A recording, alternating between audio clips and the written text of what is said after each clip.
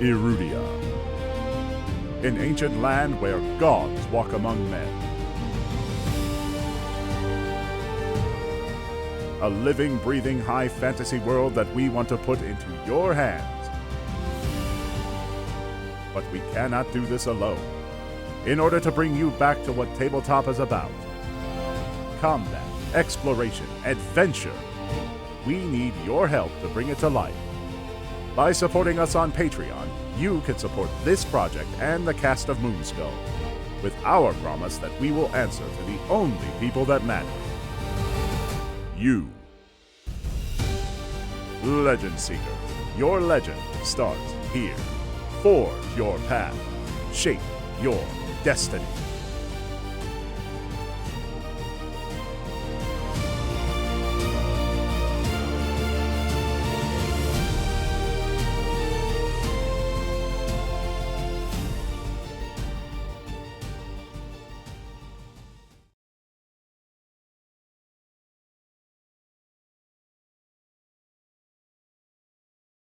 Hello and welcome to everyone on the Sunday stream of the Shattered Sigil. I probably should try to alliterate that at some point. Oh man, we are back. We are Sans, a different player, but that's okay. We're in a weird time frame, and we're gonna kill his character off because it's funnier that way. And that's how I gain fear anyway. Oh, it is going to be an outstanding show. We have Ash back. We'll find out what Ash has been up to, and we're gonna find out what the players have been up to. Please, yes, thank you for the pump message. I guess a little bit of administrative housekeeping. Let's see. Erudai is still trying to harangue people to get to a 69 on his Patreon.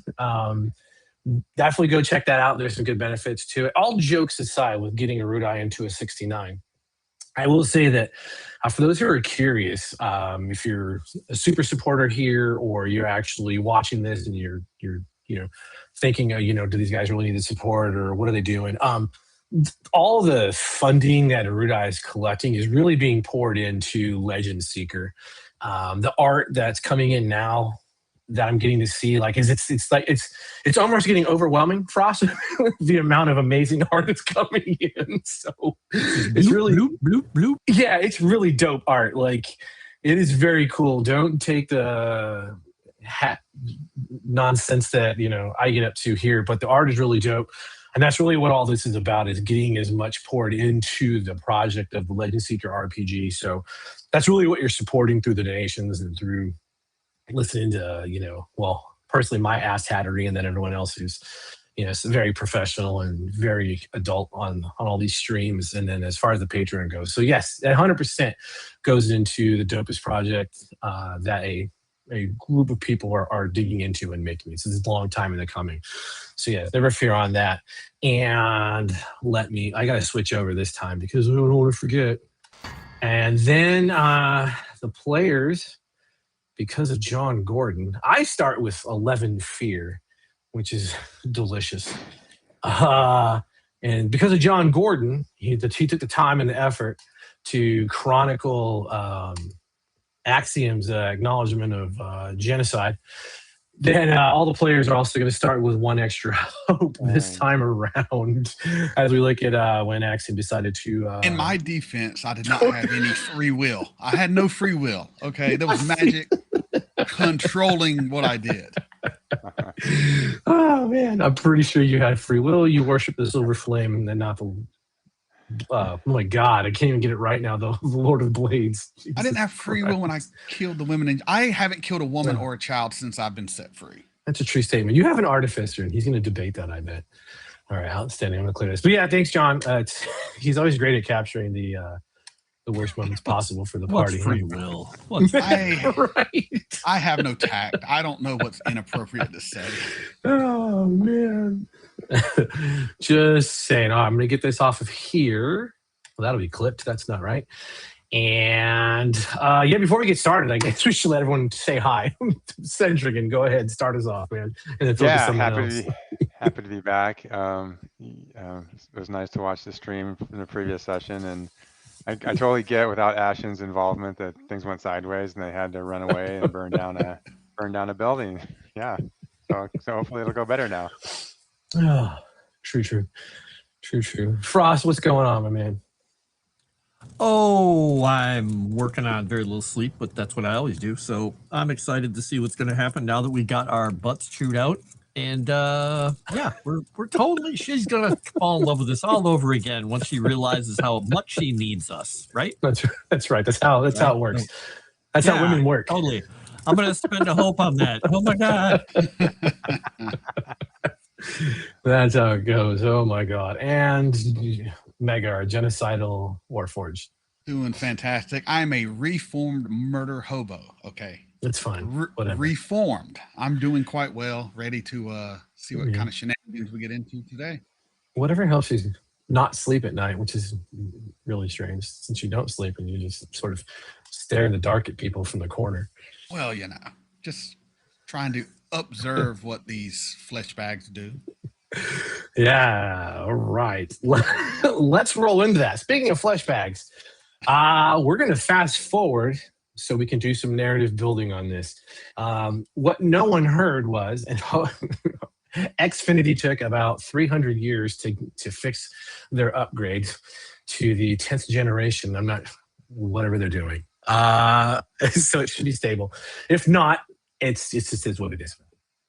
So what you didn't hear was the last thing that was said. I don't think anyone heard it because of, the gods is the professor had told everyone to get out of her office. And so we're going to fast forward 12 hours and where you in fact got the hell out of her office. And we're going to catch up on what everyone's been doing. Now, the three of you do know that Vane, because of his personality, his dedication to the house, you all, if you're not aware of his exact devotion to his house, it's more than obvious that he holds House Orion very serious and that he takes his oath and being a part of a dragonmarked house very serious. Vane did mumble that he needed to check something out, and he was kind of carrying on about the Sharn Inquisitive paper, as well as some of the things that he was ruminating in his head and took off. And it's more than likely he went to the enclave of House Orion here in Sharn, which is going to keep him occupied because he's not here. And so it just is what it is. Now, let's do this. Ash, you were in the warehouse, right? We're still using it, referring to it as a warehouse. Like I said, it turned out to be more of a storage facility. And since you did play kind of catch up, there might be some important problems that are now associated with this little cache that you guys found. It definitely had items in it, but it had a lot of problems in it. The roach thrall might be the least of your worries, to be perfectly honest, given the things that transpired afterward and some of the information that began coming forward. So, but when your allies were busy and occupied, you never joined the battle. And at some point, they decided to tactically retreat from the scene of the infestation, and you were nowhere present. So, Ash, what were you doing at that time that would have caused you to depart this place? And what have you been doing since your team took a knee and then they went to visit the professor? Go ahead. Yeah, as they were, as Axiom and Vane were going around the corner to see what was going on with Kasimir, I saw 100% positive saw our gnome contact. He wasn't dead. There was actually a trap door in the other room that they had just exited. I saw him go down this trap door, so I had no time to say anything. I had to give pursuit. This led to us like a under lower level Sharn going through the sewers, getting messed up and getting attacked by some, I don't know, like under sewer dweller kind of aberrations. Surviving barely, but unfortunately losing the trail, but coming back to my companions with this vital information, like that body we saw thrown from the tower was a fake. We were faked out. There's a bigger conspiracy going on. We got to track this down. And good news for the professor that this gnome's not dead after all.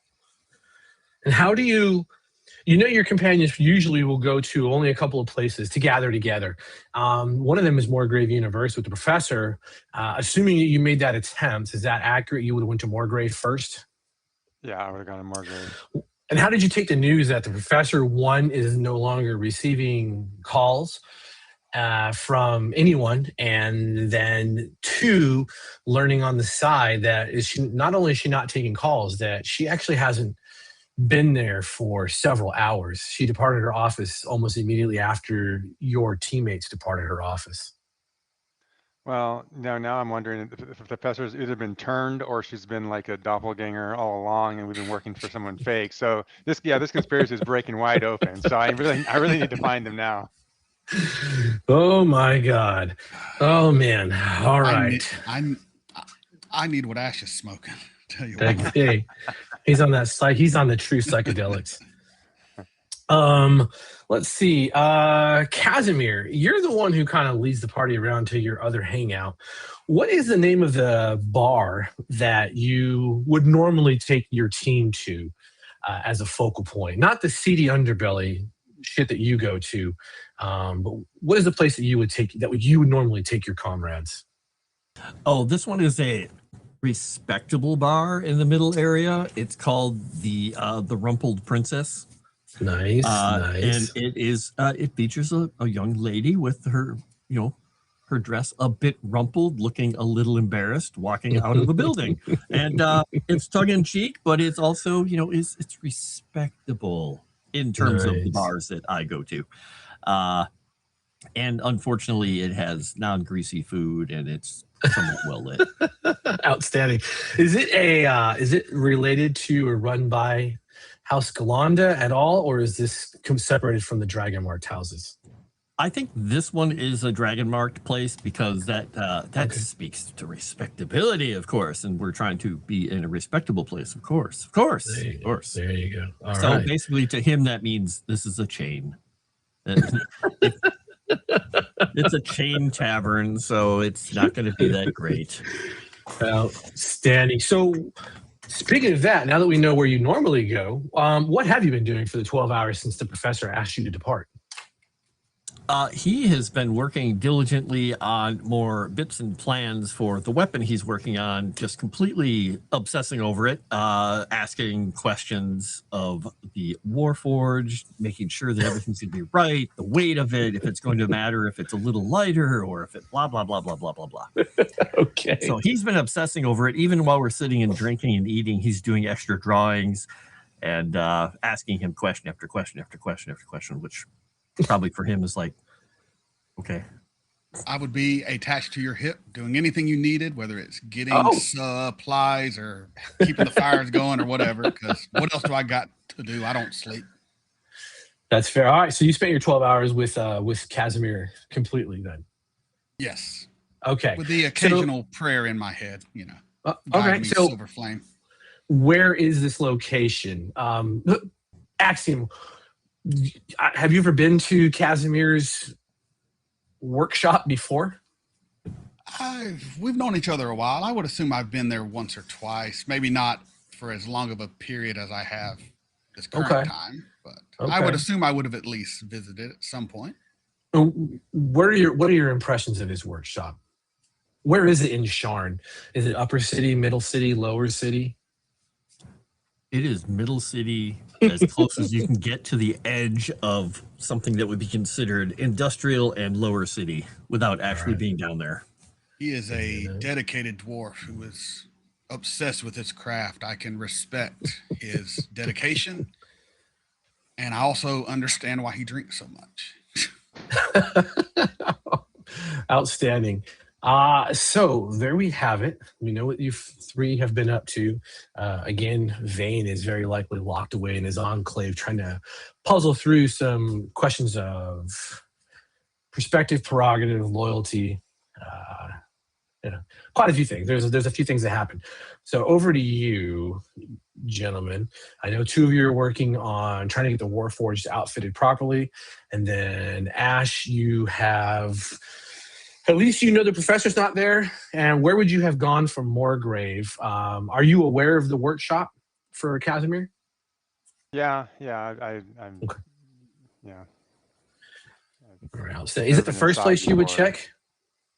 No, I'd probably go check the bars and taverns. Smart The Rumpled Princess. The Rumple Princess, I think it reaches out across the multiverse for Ash, given his other characters' experiences with a diminutive princess in another Daggerheart game. Yeah. Yeah, no one's there. Rumble Princess. Some of the people recognize you just because you've had at least one sit down in this place. And since it is a chain that's around Sharn, they have them, in different areas. I assume some of them are being treated just like a Subway. And so you'll have a Rumple Princess right across from each other, one being a standalone Rumple Princess and one is inside another business tower Rumple Princess. So they're directly competing because House Galanda will collect money no matter what, right off the top. So when you go to the workshop, it's fairly easy to find. You do know where it is. It's not like they're trying to hide it. Are you heading to the workshop now, Ash, or what are you doing? Yeah, because at the Rumpled Princess, there's like this fancy wall clock on the wall that's broken, but we have like a code thing, right? The four of us. Well, I don't know if Axiom knows about it, but we have a code where we set times to indicate like places to look for us, right? So I check the clock. And, okay. Yeah, just to see if nice Kasimir or Vane like indicated where they might be located. I know how either drunk o'clock or work o'clock. Yeah, and exactly. it's set to work o'clock right now. Yeah, nice. So I'll go to the workshop. Okay, awesome. Yeah, you got the clock code. What time does the clock read to indicate workshop? 11:23. 11:23. You start There making you go. shit up, bitch. I'm gonna start calling you on this. 11:23. Awesome. No, I gotta remember. I would have gone with 2 minutes to midnight, but you do you. Well, we're going to assume 2 minutes to midnight might be the actual Rumple Princess. All right. So yes, you manage to make your way there. You know that they're there based on your clock code system that at least the three of you worked out. I know you're not sure Axiom is kind of aware of what's going on. Maybe we can figure that out at some point. But yes, there you are. The three of you are now inside of Kasimir's workshop. Kasimir, is the workshop really big enough for the three of you, much less the four of you? Or what do we have going on here? What kind of workshop is this? Are you like above a bodega, underneath a bodega? Where are we? It used to be a stable. Most of the stables are ripped out because it had a nice stone floor with a big channel down the center of it. And he's got his basic forge and basic equipment and everything in there. It's got plenty of room for a lot of stuff, but he owns almost nothing. He has his tools, he has some of his goods, and a lot of the stuff in the back is just junk that he threw off to the side. So there's like a huge pallet of wood made of the old wood stalls. It's probably what the Warforged sits on or stands next to if he sits down. And the rest of the room is just a nice big empty room, but there are a number of barrels of very cheap liquor under a tarp. Oh. Outstanding. Of course there is. I came to help him forge. I've just been his waiter refilling his cup. You're his Gunga Din. That's all. Axiom, L. Right? Yeah, Gunga Din, bring water. Oh, man. All right, gentlemen. I must slake my thirst and then work on the blade. But first, I must slake my thirst. Oh, you have him stand there wiping your brow. I'm glad You ever seen three guys just hanging out in the garage working on a car before? There's a refrigerator of beer right there. Axiom. We need a King of the Hill picture, but with our characters. Oh, that would be perfect, actually. That's basically what this is, inside of a makeshift workshop. Fantastic. Yes. All right, gents. Can Vane be Boomhauer? Yes. Maybe. Because he's not here.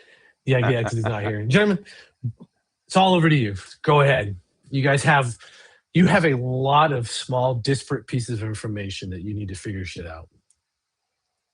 All right. So when he creaks that door open, just kind of, yeah. So, where have you been? You smell awful, by the way. Oh, he abandoned us here too. No. What happened? Coward. Just what is happening? It's a good question. Just look over at Axiom because he opened the door and then squeak the door back shut. I blame the internet. I blame you, Ron. Sometimes I trust him. Other times I do not. Makes sense. When you can't fight a war like grown men, you fight a war online. Hey, there you go. There you go. They're all Redditors apparently in Iran. Whoa. We can hear you. Hello. Yeah, I can't hear you. Can anyone? Yes, we I can hear you. Can you hear us? See you. I can just see you. It's like, oh, I'm gone. Oh, we can. He can only see one of us. He's gonna reload. It'll be fun. Reload. I don't have him on audio. At least he came back to camera though. That's good. Exactly, Crescent. He wanted to go to his own workshop with blackjack and hookers. He's jealous. Perfect. Oh my goodness. All right. Hello. Hey. I need there you go. I was like, I'm getting ready to get a technical difficulty screen and just start playing that. Get like the little clapping monkey. He's just me. It's just Kasimir with Axiom's innards out, and he's looking at it with a question mark over his head because he's got too many parts. There you go. Make sure you put those all back in, please. There's like I'm not sure they all came from you. Washing over you guys and in and out of the scene apparently as Ash's creepy psychic powers are in and out. Look at him. Yeah, I kind of gingerly step around the workshop. I don't want to like step on anything like the last time where Kasimir chewed me out for a half hour for I broke something that seemed very important, but it seemed like a piece of she's like junk to me, but for whatever reason he thought that was super important. But I'm kind of like out of breath. I'm like my usually clean demeanor is like I'm dirty. I kind of smell a little bit. My hair's all messed up and not in a cool way, just kind of like a disheveled way. I'm like, you guys, you're not going to believe it. The professor, our contact, that he's not dead. That was some kind of a ruse. There's something going on. It's deep. The professor, I think, too, might be compromised. I tried to go see her, but she wasn't there. At least that's what they told me.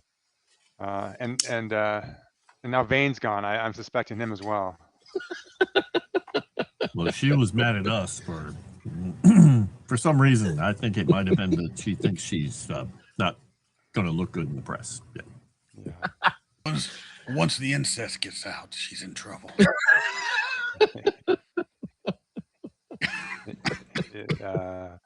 Okay. I'm not sure that's the takeaway. But wait, why do you look like me? Well, when we were in that warehouse, you guys you weren't. The other, as Axiom and Vane ran around the corner, this gnome guy popped up out of this trap door, saw me, closed the trap door quickly. I went after him. I was been down in the sewers for I don't know how many hours. I got attacked by some kind of a weird bug-like, multi-eyed tentacle creature, but I survived. But I lost the trail. But I think we've been set up for something, and I don't know if the professor is in on it or she's just as in the dark as we are. But if there is a conspiracy, how do we know you're not an imposter? You did disappear, and then you reappear. Because if I wouldn't tell you if there's a conspiracy if I was part of it. That's the whole point of a conspiracy. We would not think you were part of it because you talked about it, and then you would think that we would think that you would think. Is this going to be three Spider-Man's situation? But I would, if I was part of it, I would think that you would think that I would think that. So then I wouldn't say that because I know you would think that. I look at Cass. I got lost. I don't know. We need a drink. Bump the table. All right, I go get drinks for everybody because that's the job here. I hand you a cup of his shoddy ale. In a rough tin-hewn cup. It's in a hippie oil can. Essentially. So you say the gnome is alive. You got attacked by a bug. We got attacked by bugs. How did you survive the bug when it took all of us to survive? Well, was your bug green and kind of smelled faintly of it's kind of an acidic smell and was dripping globules of black tar? I can't smell. Oh, that doesn't sound like our bug. Our bug was the size of he was big. Axiom. Yes. Well, maybe bigger. A worthy fight. Bug. And he had friends that were full of bugs. There were a lot of bugs. I think they were red. Not the same bugs. God, no wonder he survived. He didn't fight the real bugs. Well, I guess that makes sense. So now we have a problem with the bug creature. Do you know what these are? And describe them to Ash, because he's somewhat learned. Maybe he knows what they are. Yeah, would I have heard of these? You deal in some weird shenanigans in the lower parts of Sharn.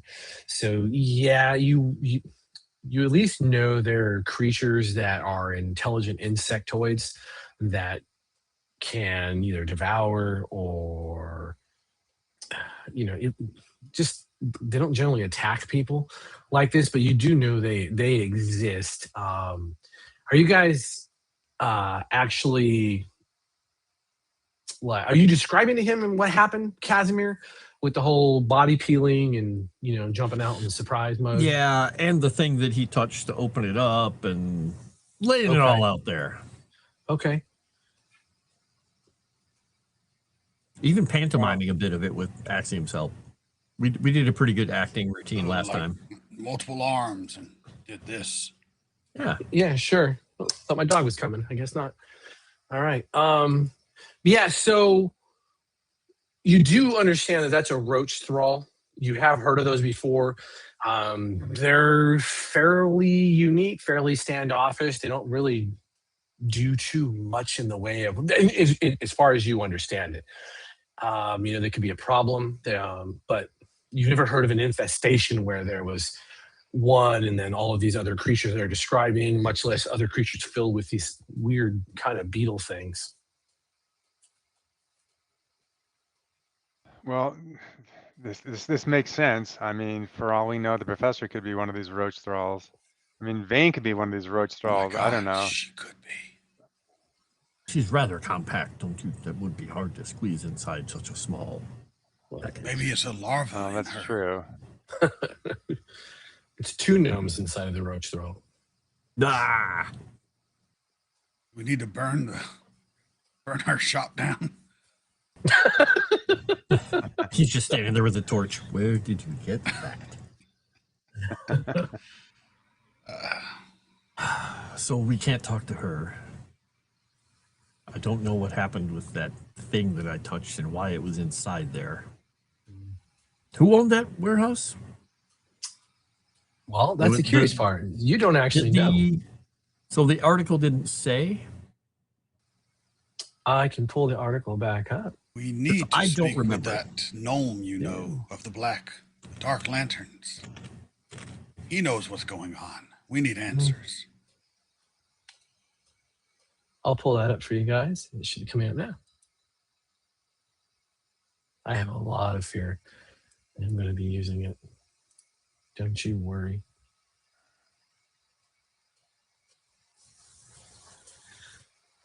Do we lose everybody? Okay, so it's just tied to Dragon Shard smuggling. Mm-hmm. Okay. Yeah. It was already under Quiet Watch interest. Okay. Yeah. I think this race of the 8 wins. I think this could be part of what's going on. If these roach thralls are taking over humans and have something going on, this would be a perfect opportunity for them to coordinate some kind of a massive event.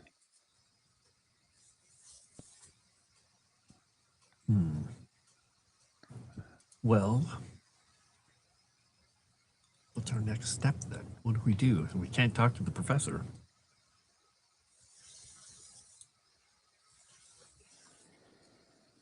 I am not a great thinker. But the dwarf, he knows more. Not you, the other dwarf. And you know dwarf. Do you not? I think Vane had a little more connection with him, didn't he? No. I wonder if it was Vane or was that Ash? I thought it was Ash. It was Ash? Okay. Yeah, I knew, yeah. Could you So reach then, out and get Rotate the information? eyes. Yeah, do I have any way of contacting the Dark Lantern operative? Probably not. Yeah. They operate under. They find you. You don't find them. Yeah. It's not exactly. No, you can't go around Sharn or a Dark Lantern office and ask about, one of their agents who's operating out in the field right now. Do they not have a secret clock like we do? Well, I guess it answers the question if Axiom knows the clock system. Axiom knows. He's not a total idiot. He's seen y'all mess with it. They keep correcting the time from the innkeeper when clearly it's not correct. How soon is this Race of the Eight Winds going to take place? It's not for a while, but tickets will go on sale very early. Yeah. All right. There's always good ads to throw in there. The other option is this colored stone that was found. This might be something we could try to track down. If someone lost this stone, perhaps they're connected to this greater conspiracy. We could go try to pose as the owners. Do we know what color the stone was? Well, I'm thinking I could use my telepathic abilities to try to, because they want a description, but perhaps I could read one of the Civis gnomes' minds to get a close enough to describe it to him. Goofy enough that I think maybe it's not a bad idea. We will trust in the silver flame to guide us. We are going to need the help. If you want to go do that, let's go do that while we wait for her to cool off. All right. So, we're going to make our way to the house Civis office then. So you're going one of the communique stations? Yeah. Oh, outstanding. So what do you three understand about House Civis, besides they allow communications basically across the world? Is there anything else that you three happen to know about House Civis? I think they also might operate somewhat as a clandestine espionage operation. Why would you think that? You have the character for it. You have the background. Yeah, well, because the work, the associates with the Dark Lantern, so there's a certain awareness of other intelligence agencies and espionage, and people behind the scenes. He's kind of been involved with. Sure, there's always those whispers. Kasimir, have you ever been to Zilargo? No, I mean, he was never far from it because he traded. He probably went all the way down to Stern Gate and the Deep Mine and stuff like that, but he never did much there because it was mostly just trading and going with other people when they had to get things. Okay, awesome. And Axiom, what do you know about the dragonmarked house at all, if anything? Very little. Might have heard them mention once or twice with communications being sent, but nothing beyond the most basic. They help you talk to different people kind of thing. The most basic knowledge. Okay. Wasn't really something I was schooled on. Okay. Fair enough. So entering the Civis Communications office, it's a little hectic. There are several lines that are peeled out. There's any number of types of customers here. Assuming you're going to try to head to one, are you trying to head to one in Lower Plateau, or the lower city, or the middle city, or the upper city, which is where the real money is? Where do you guys want to head? I'm thinking the lower city. It might be easier to the more skilled operatives probably operate higher up, so this might be like the easier ones to dupe or to Okay. Yeah.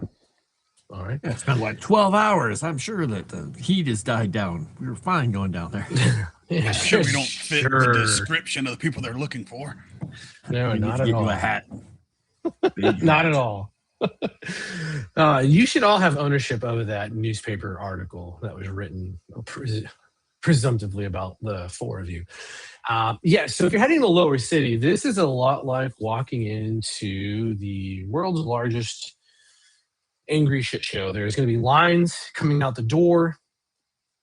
where they have they have an expedited line, and they have another singular line going in for normal business transactions. There's a prepared message pickup. There's another line that goes into this little station. There's only a handful of gnomes working here. It does carry the mark of scribing along the actual entranceway to this place, indicating that it is a no kidding dragon marked enclave for House Civis here. Well, not an enclave, but it's part of their business practices on their courier service, or their telecommunications service.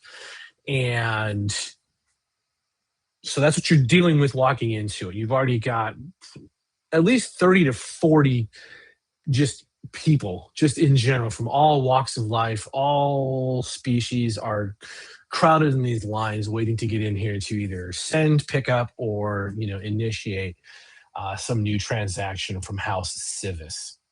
And as always, there's the watchful eye of at least one gnome who may or may not be dragon marked in House Civis, but is always absolutely going to be a gnome. What do you three want to do? How are you approaching this? Look, bureaucracy.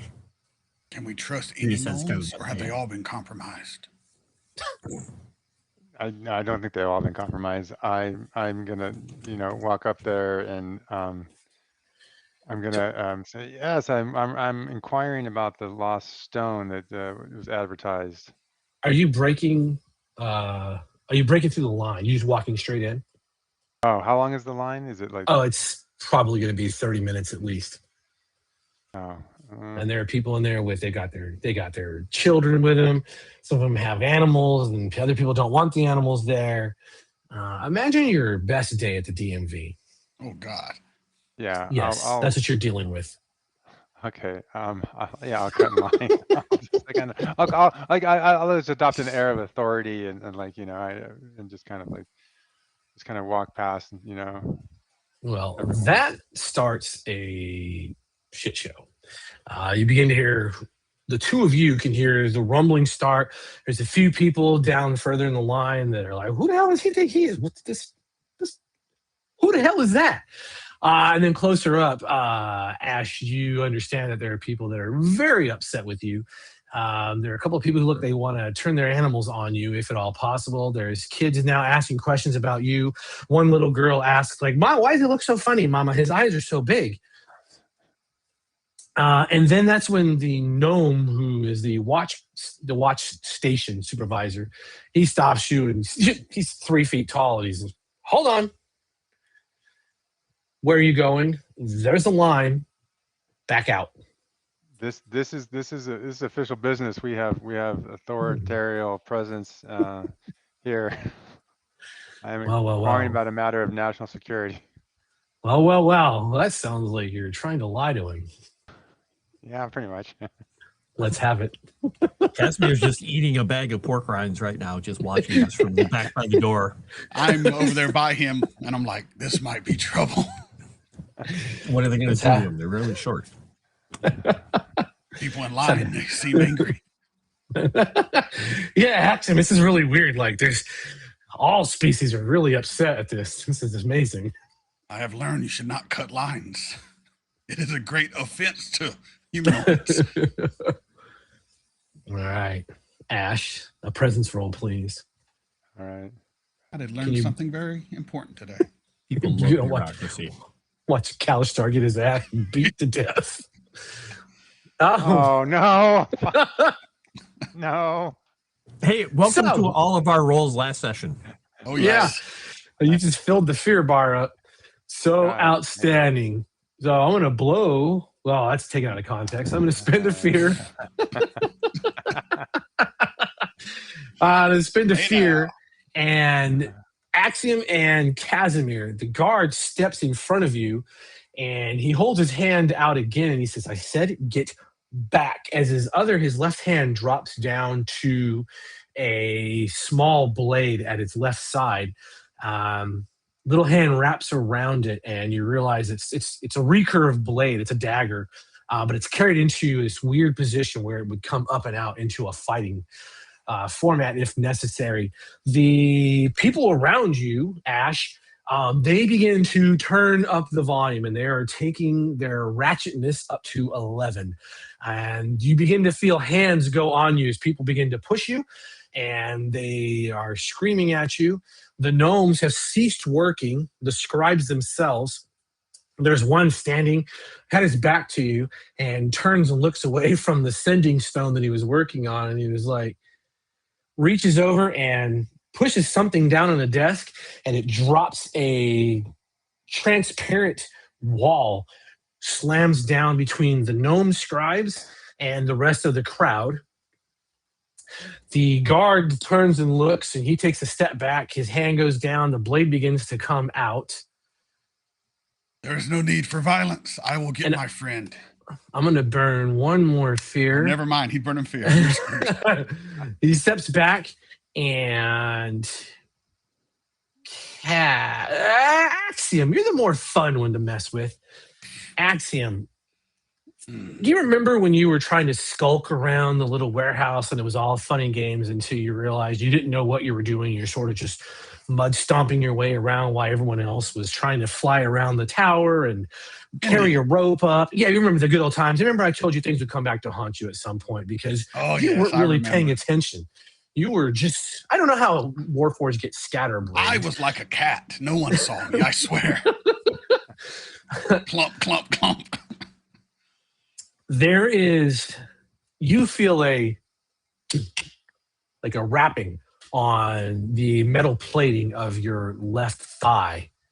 And what do you do? I look to see what is doing it. There is a look down. There's a figure. Has a cloak on, no hood up, but there's a cloak, dressed in leathers of some kind. Looks female, and she is rapidly making her way away from you through the crowd. Takes one pause and looks back, shakes her head, and begins continuing moving away from the crowd and away from the violence that's about to ensue. Did she take anything of mine? I look. Do I have my weapons? Nothing you think is missing. No, everything seems to be here. Something's up with that one. I'm going to try to follow, but there's a lot of people. I'm not sure how well I can follow in this crowd. There's a lot of people. It's okay. I'm trying to follow.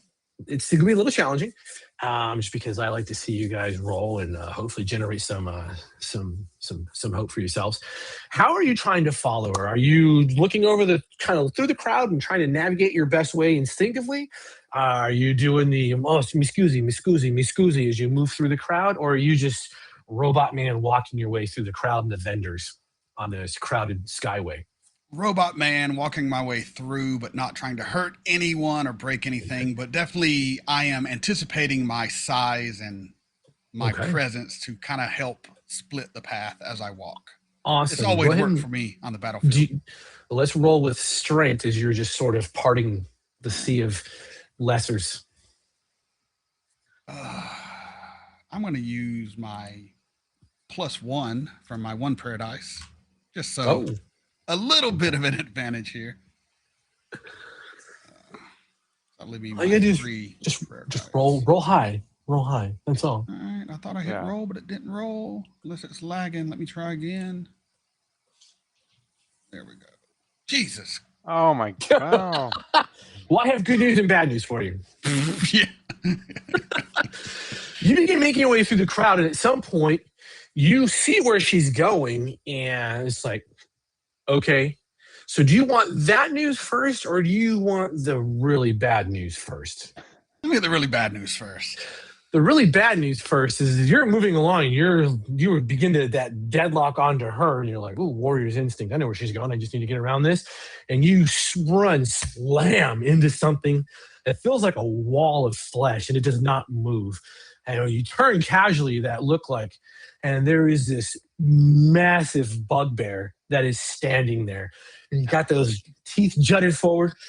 Do you speak Goblin? No. No. So it didn't sound good. It didn't really sound pleasant. There's a little bit of drool coming off of him. The saliva hits some of your plating, and it's on your adamantium now. and he just pushes you. He just pushes me. He just pushes you. I look at him dead in his eyes. There's no need to escalate this. So, yeah, and you actually are looking up. Oh, I For look up. one of the few times in your life, right. you're like, oh. No need to escalate this, my furry friend. All right. Gentlemen, what about the two of you? Kasimir's doing this. Do you realize Axiom is gone at this point? No, he is totally focused on Ash and just trying to eat the rest of his pork rinds before they get crashed or smushed or something. He loses them in the fight. He's like, a man with priorities. I'm just saying, he's engrossed. It's not like Ash is the most, manliest of creatures on Earth. Ash, what are you doing? This has gone sideways rapidly. I'm gonna mark as stress, and I'm gonna. Okay. I have this my whip. I'm gonna crack my whip to force all. I'm gonna deem all these people potential adversaries. All adversaries in melee range back to close range. So I give myself a little breathing room, and I'm gonna try to look for the nearest exit and get out of here. Okay. So you're gonna. Kaz, lo, behold, the top of the peak entertainment, and you realize that Ash has brought that spiked bullwhip thing out that he carries, and he does a crack, and the crowd begins backing away from him, closing around the entrance to this place, what's left of it. The gnome guard, he looks at you, he backs away as well, and he tells you, get the hell away. And are you backing up towards Kasimir then at this point, Ash? Yeah. Yeah. Okay. Kasimir is basically, he's just like got his pork rinds in the one hand. He just pulls his arm out because there's a gnome lady with her baby here. He kind of moves her back, and he with his other foot just kind of nudges the door open, like, we should just let him leave. Offers her a pork rind while he's holding her back. No, that's let's throw fear out. The crowd is getting maniacal. To the point where people were like, "How do you take this shit?" And they're starting to knock any paperwork off of the stands that are in here. The things they could have been filling out, those forms are flying everywhere. The gnomes have retreated back from the glass itself. Another one, you see him. He's in a panic and running around in circles, and he's touching all kinds of shit on the walls. The guard that Ash originally had come up against and now has visibly threatened with a bullwhip, he begins blowing on a whistle, and that whistle response is answered just out and down to your right by the city watch, indicating that there is well, Ash, you're familiar with this. This is not so much that there's a problem. This is the whistle blows from a dragonmarked house, and they carry a different pitch range. And those pitch ranges, they're enchanted with they're part of a dragon shard item, and that is carrying to the watch, which indicates that there is an attack on an actual attack on a dragon-marked facility inside of the city. It's tantamount to a terror attack, is really what this amounts to.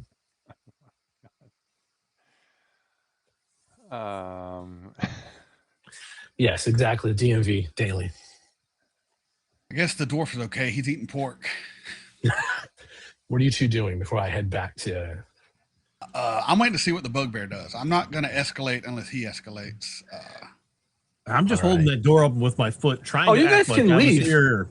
Well, I was trying to send a message to my mom in Chrono Peak, obviously, and I'm just holding the door open kind of nonchalantly, hoping he runs out of here so we can leave. But if he doesn't make a move towards the door, I'm just going to say, hand the lady with her kid the pork rinds, like, I can send a message to my mother tomorrow, and then head out.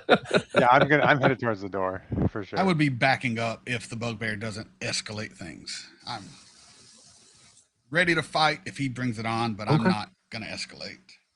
All right. Outstanding. So you two are leaving. The bugbear, you back up one step, and he starts to move towards you one step, and then that shrill whistle goes off, And all heads turn towards that, like, oh. And the crowd slowly begins to make some of its way out of the market, and they're standing and staring, looking over.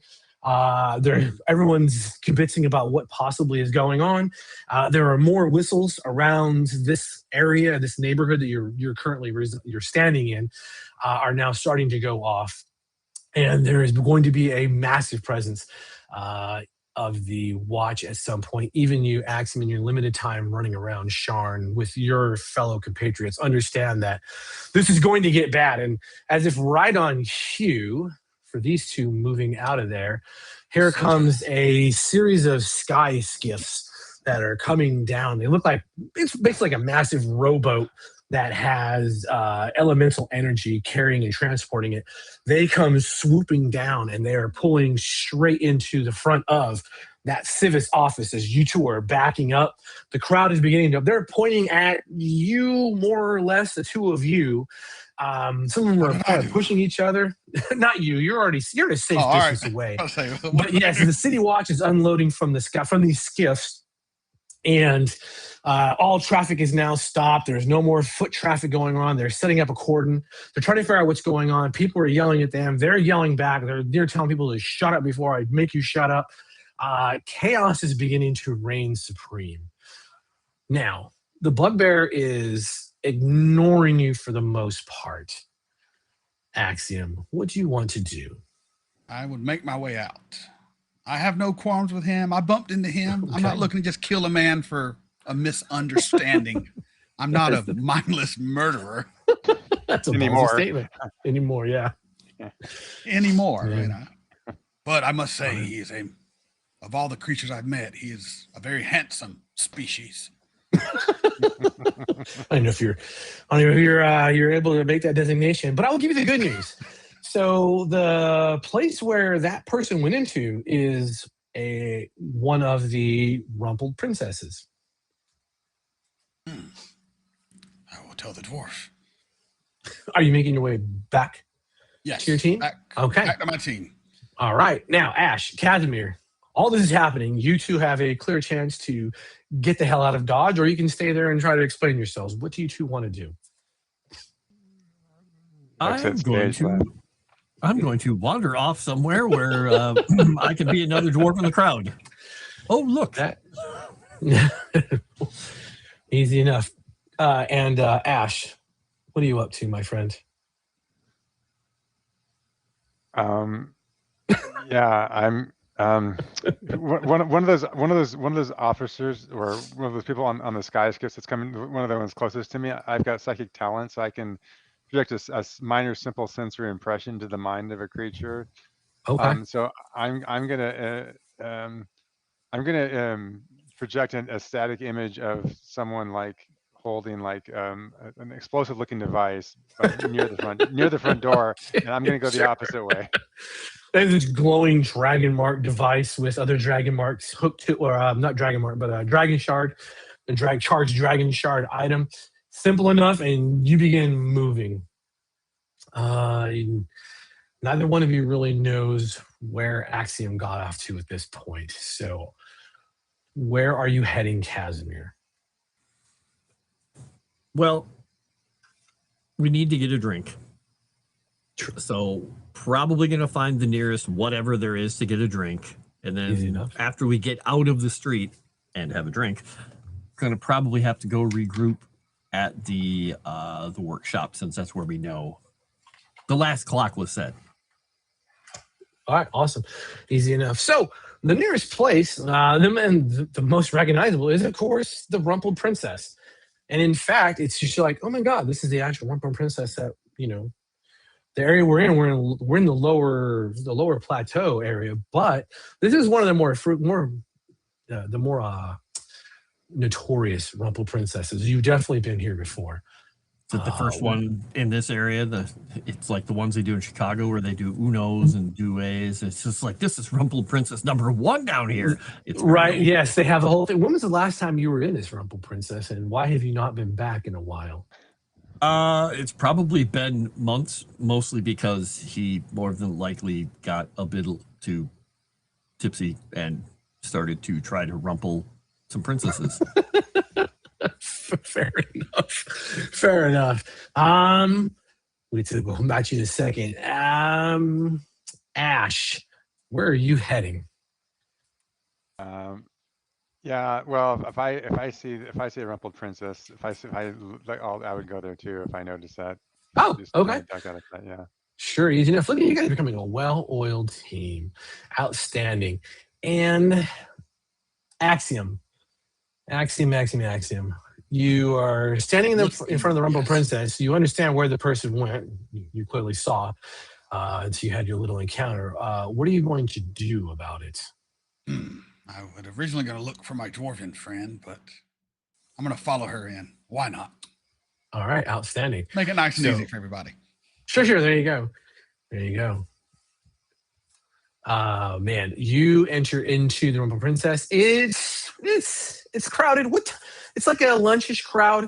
So there's quite a few patrons that are in here either taking a break from their actual work or ditching out on their work, or just trying to relax and be mellow in the misery that is living in, piss pot areas of Sharn, meaning the lower plateau, where it is always raining, as I told you, but you're not always sure that it's rain and not gray water, or worse, it comes in. You enter in, Axiom, and through sort of the crowd, you're able to see mostly of what's happening. You're pretty sure you catch a glimpse of the figure you're looking for. And she has done her best to push herself as far up against the wall / the edge of the bar as possible. And she has her head down, and she has this mousy brown hair that is in sort of a state of dishevelment from the water and the humidity that's down here in the lower areas. And she's holding a cup of some sort, and only once glances up to make eye contact with you, and then quickly puts her head back down. I make my way through the crowd to where she's at. All right, outstanding. And as I approach, can I buy you a drink? I learned this from these guys. Oh, without her head comes up and like, buy me a drink. What do you think this is? This isn't Lazar. What are you doing? Get away from me. I wish to speak with you. It is customary to buy a drink if you wish to speak with a woman. Yes? Kasimir, you come in and you clearly see Axiom's frame. There's a few other Warforged in here, which is really weird because they don't eat or drink, to be honest. But they're in here. They're doing whatever the hell Warforged may get up to. But you do see your Warforged, and he's in the corner, and he looks like he's cornered a woman. And she looks very put out, and he looks like he has a semi-aggressive stance. Standing there talking to her. He's stiff. He's a Warforged, so it's not like he has any fluidity of body language. It's just one body language of like, I am here. However, she looks very irritated, if you will, as you enter in this place, Kaz. Immediately just nod over to the bartender, whoever it is, just kind of make his way across very purposely, go over and ting, ting, ting. Axiom's hip on the other side and grab his hand. Let's leave the nice lady alone. Trying to buy her a drink. At that, he stops. He just looks at her, looks at Axiom. Oh, did I interrupt the date? She was acting suspicious after touching me. I wish to know why. Ash! He's just going to look at the lady and just give her a wink. Yes. All the subtext was intended. Ash, you come into this place finally, and you do see your two compatriots, and they are both seem to be talking to a woman that is up against the corner and is just really does not look interested in speaking to either one of them. And she continues to look out and around, almost begging for help at this point. I'm gonna reach out to her telepathically and say, I have been sent here to assist you. Is there any indication of direction or like context that's you when you do this? Yeah, I think there's some. I think she has a sense of that's coming from me. Okay. All right. Kaz, her head snaps and she looks through you two, and she is staring dead back towards the door. Kaz, when you were talking to her and trying to smooth over whatever the hell Axiom has gotten himself into, you do notice that when she has a drink in her hand and she's like, she wants to put the drink down, her fingertips are stained with like blue or black ink. Just on the one hand and only a couple of fingers.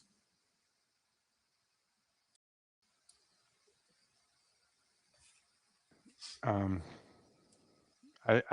there we go. I'm not. There you now, go. We saw that on someone before, didn't we? Or was that?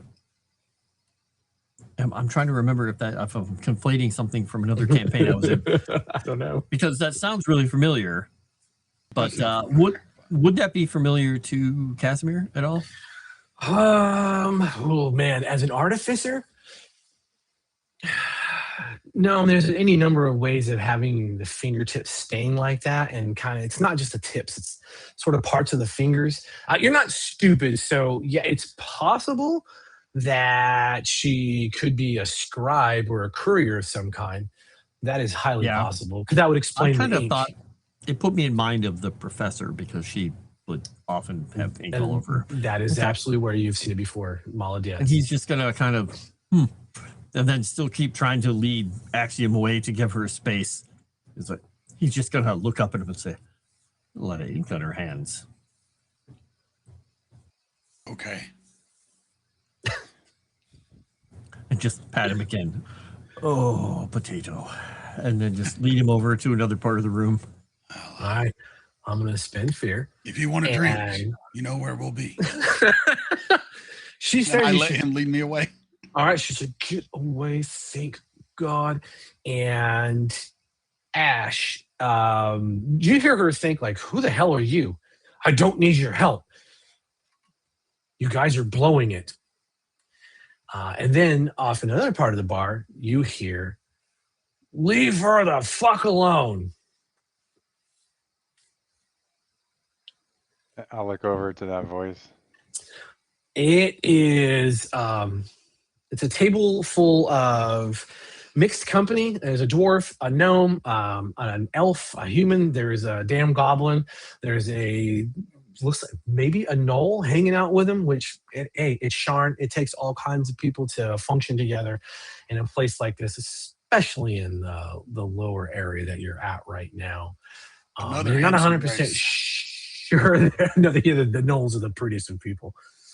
You're not 100% sure they were directing that comment towards your dudes because they are now moving out of the way.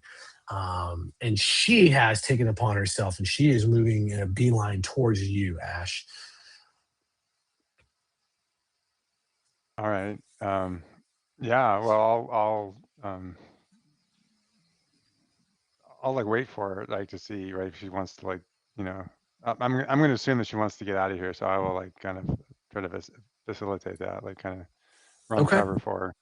All right, easy enough. And you two are moving off to the side. Kaz, you said you're dragging Axiom out of the way, or at least another part of the bar. It's a little, like I said, it's crowded in here.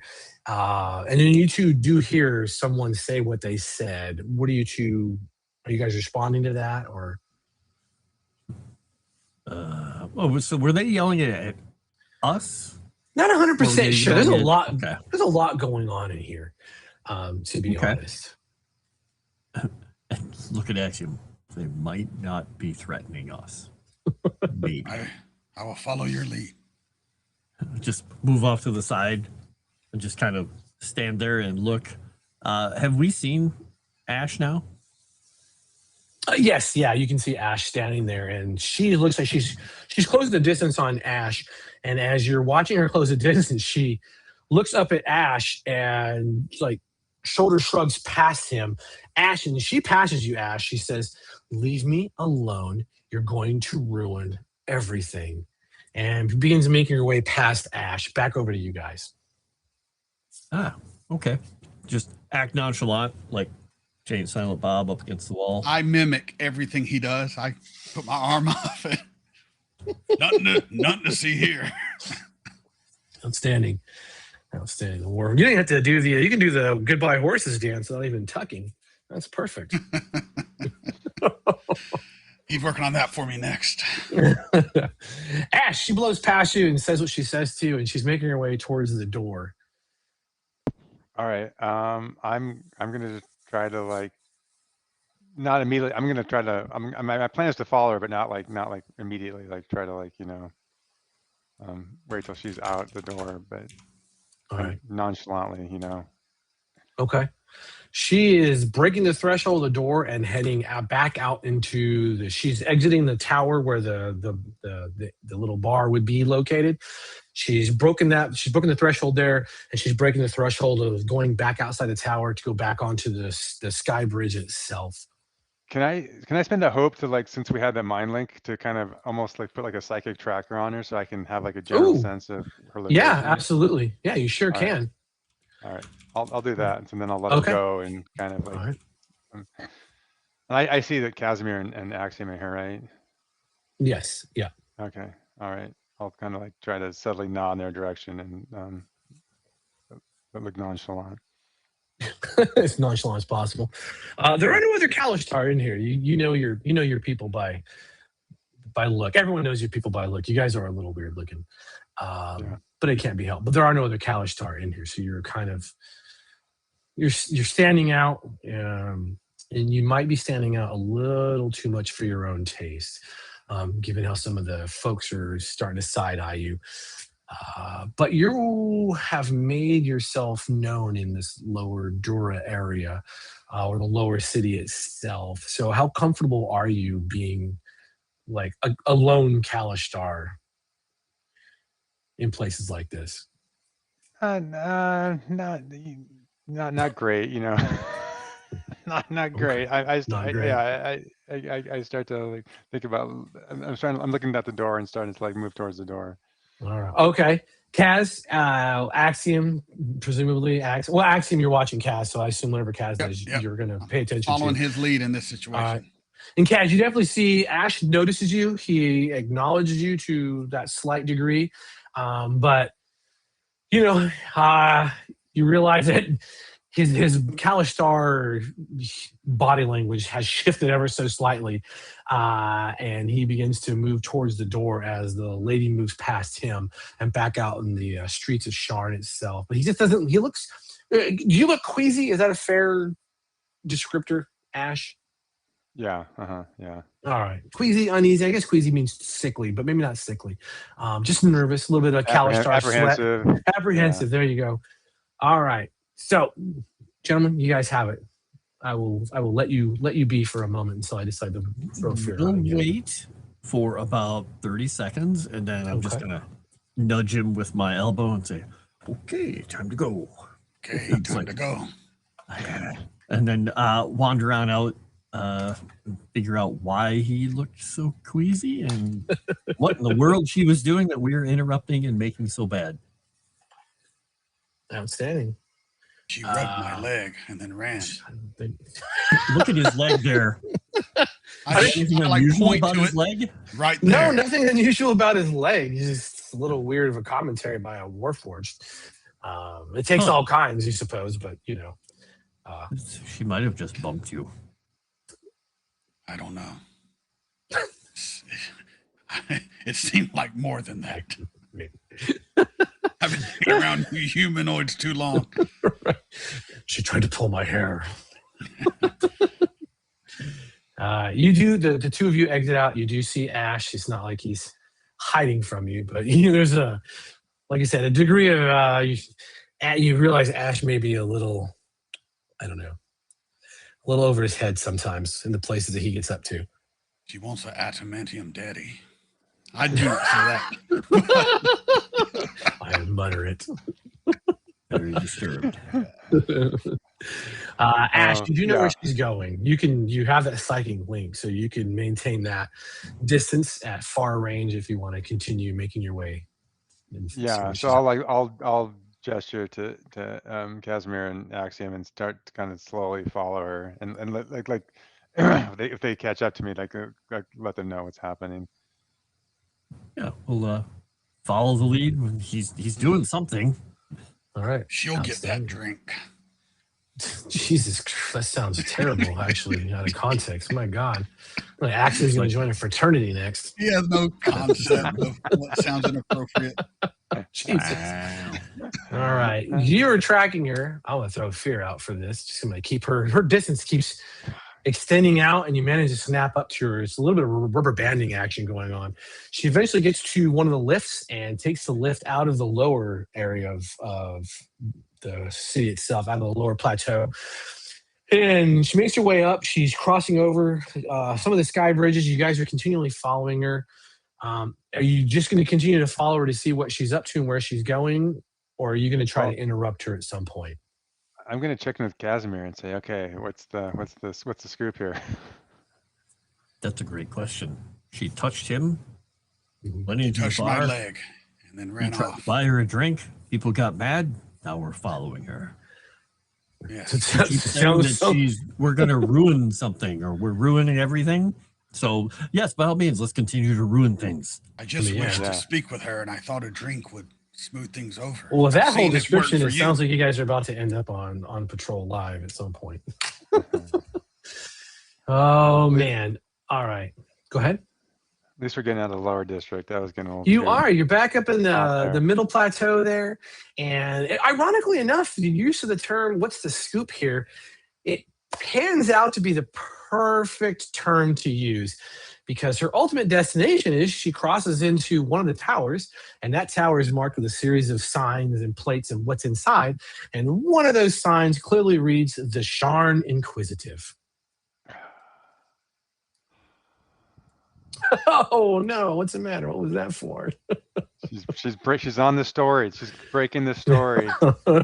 I knew it. This thing runs deep. What is the story? She's one of those intrepid reporters that's gotten in over her head. She needs our help, clearly. Good instinct, Axiom. I'm surprised, but that was a good instinct. You guys are I've learned some things from hanging out with the rest of you. Yeah. Well done. Woman touches your leg, you chase her. Yes. I don't know how that's how that works either. I want to call these all crazy leaps of logic, but I don't know if there's any logic involved. Yeah. You built these things. I'm only like 12. Give me a break. That's a true statement. It's a true statement. You're trying to figure your way out. You're trying to be normal. Normal. You just come off hang as out weird with a bunch of weirdos, so if I'm acting like a weirdo, I can't help it. Right. Yeah, exactly. Hey, you hang out with a weird dude who talks to himself, and you hang out with a semi-grumpy drunk dwarf, and you hang out with, Vane. Yeah, holier than thou. Right, yeah, going on about the houses. You might be the worst. You might be the most depressing Warforged in all of Sharn. That's what God. So we have her. She's going into the Sharn Inquisitive, which there's only a few reasons. Very, very correctly assumed, Ash, that she will be heading into the Sharn Inquisitive. Yeah. All right. So, is it like a public kind of a it's public. Okay. Yeah. So we're gonna follow her. So I'm gonna risk being seen just so I can see where she goes inside. I don't want to lose her. Inside the building. Easy enough. It's a little hustle and bustle in here, but yeah, she crosses the threshold. She enters in and goes past the service desk, where you can pick up your weekly subscription of the Sharn Inquisitive for only a single Galifar delivered every school, if you so choose.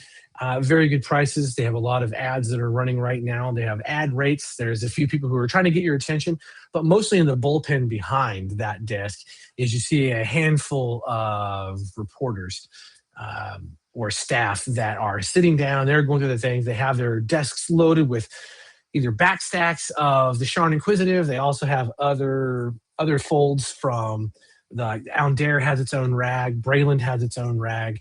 Karnath publishes a little weird, journal, if you imagine, like a zine, basically, because Karnath is very gothy in how they do everything, so they have to be the off-kilter, where Aundare has a very elegant newspapers that are actually there, and they have a little bit of animated magic to them. If you're think of the Harry Potter universe when it comes to Alan Dare's publications. And she sits down immediately at the desk, and she takes her cloak down and drapes it over, just kind of goes to drape it over the side of the desk or a chair, and it just kind of collapses to the floor. And she takes out her quills and she begins making some notes. And apparently it looks like she works there. Gonna hold out his small hands in front of the two of them and look around quickly. Is there a line? No real lines in here, because this is He's just gonna mostly stop. a business. Okay, we don't want to repeat in that other office. I would never take someone's place in a line. It is a grave offense, I've learned. You're not That's wrong. fair. That's fair. So now that we've tracked her here to her place of business, we've already ruined everything, or are we now going to ruin everything more? I'm going to approach her and I'm going to say I'd like to place a classified ad.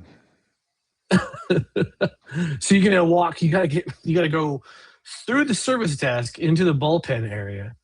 Oh, that's kind of like the. Yeah. She's behind that service desk area where it's an open. It's a very progressive office. It's a very open design. They want everyone to feel warm and welcomed.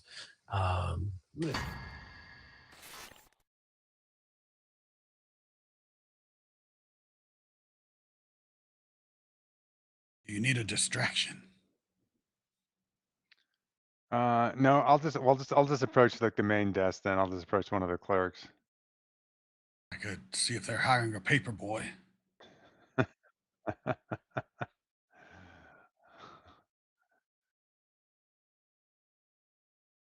God,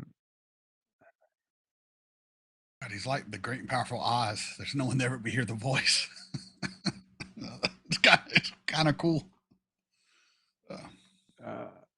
Well, what I know of it is like a legitimate, widely circulated newspaper, but that it also is used by different intelligence agencies to pass messages through through advertisements.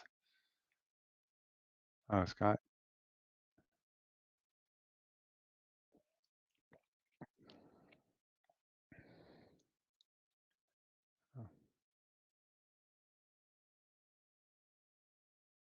So you're working your way through. I'm going to stay back out here. As am I. I'm not going to get involved in what just happened in the previous place. There we go. Are we still okay? Oh, come on, girl. Border calling on deck.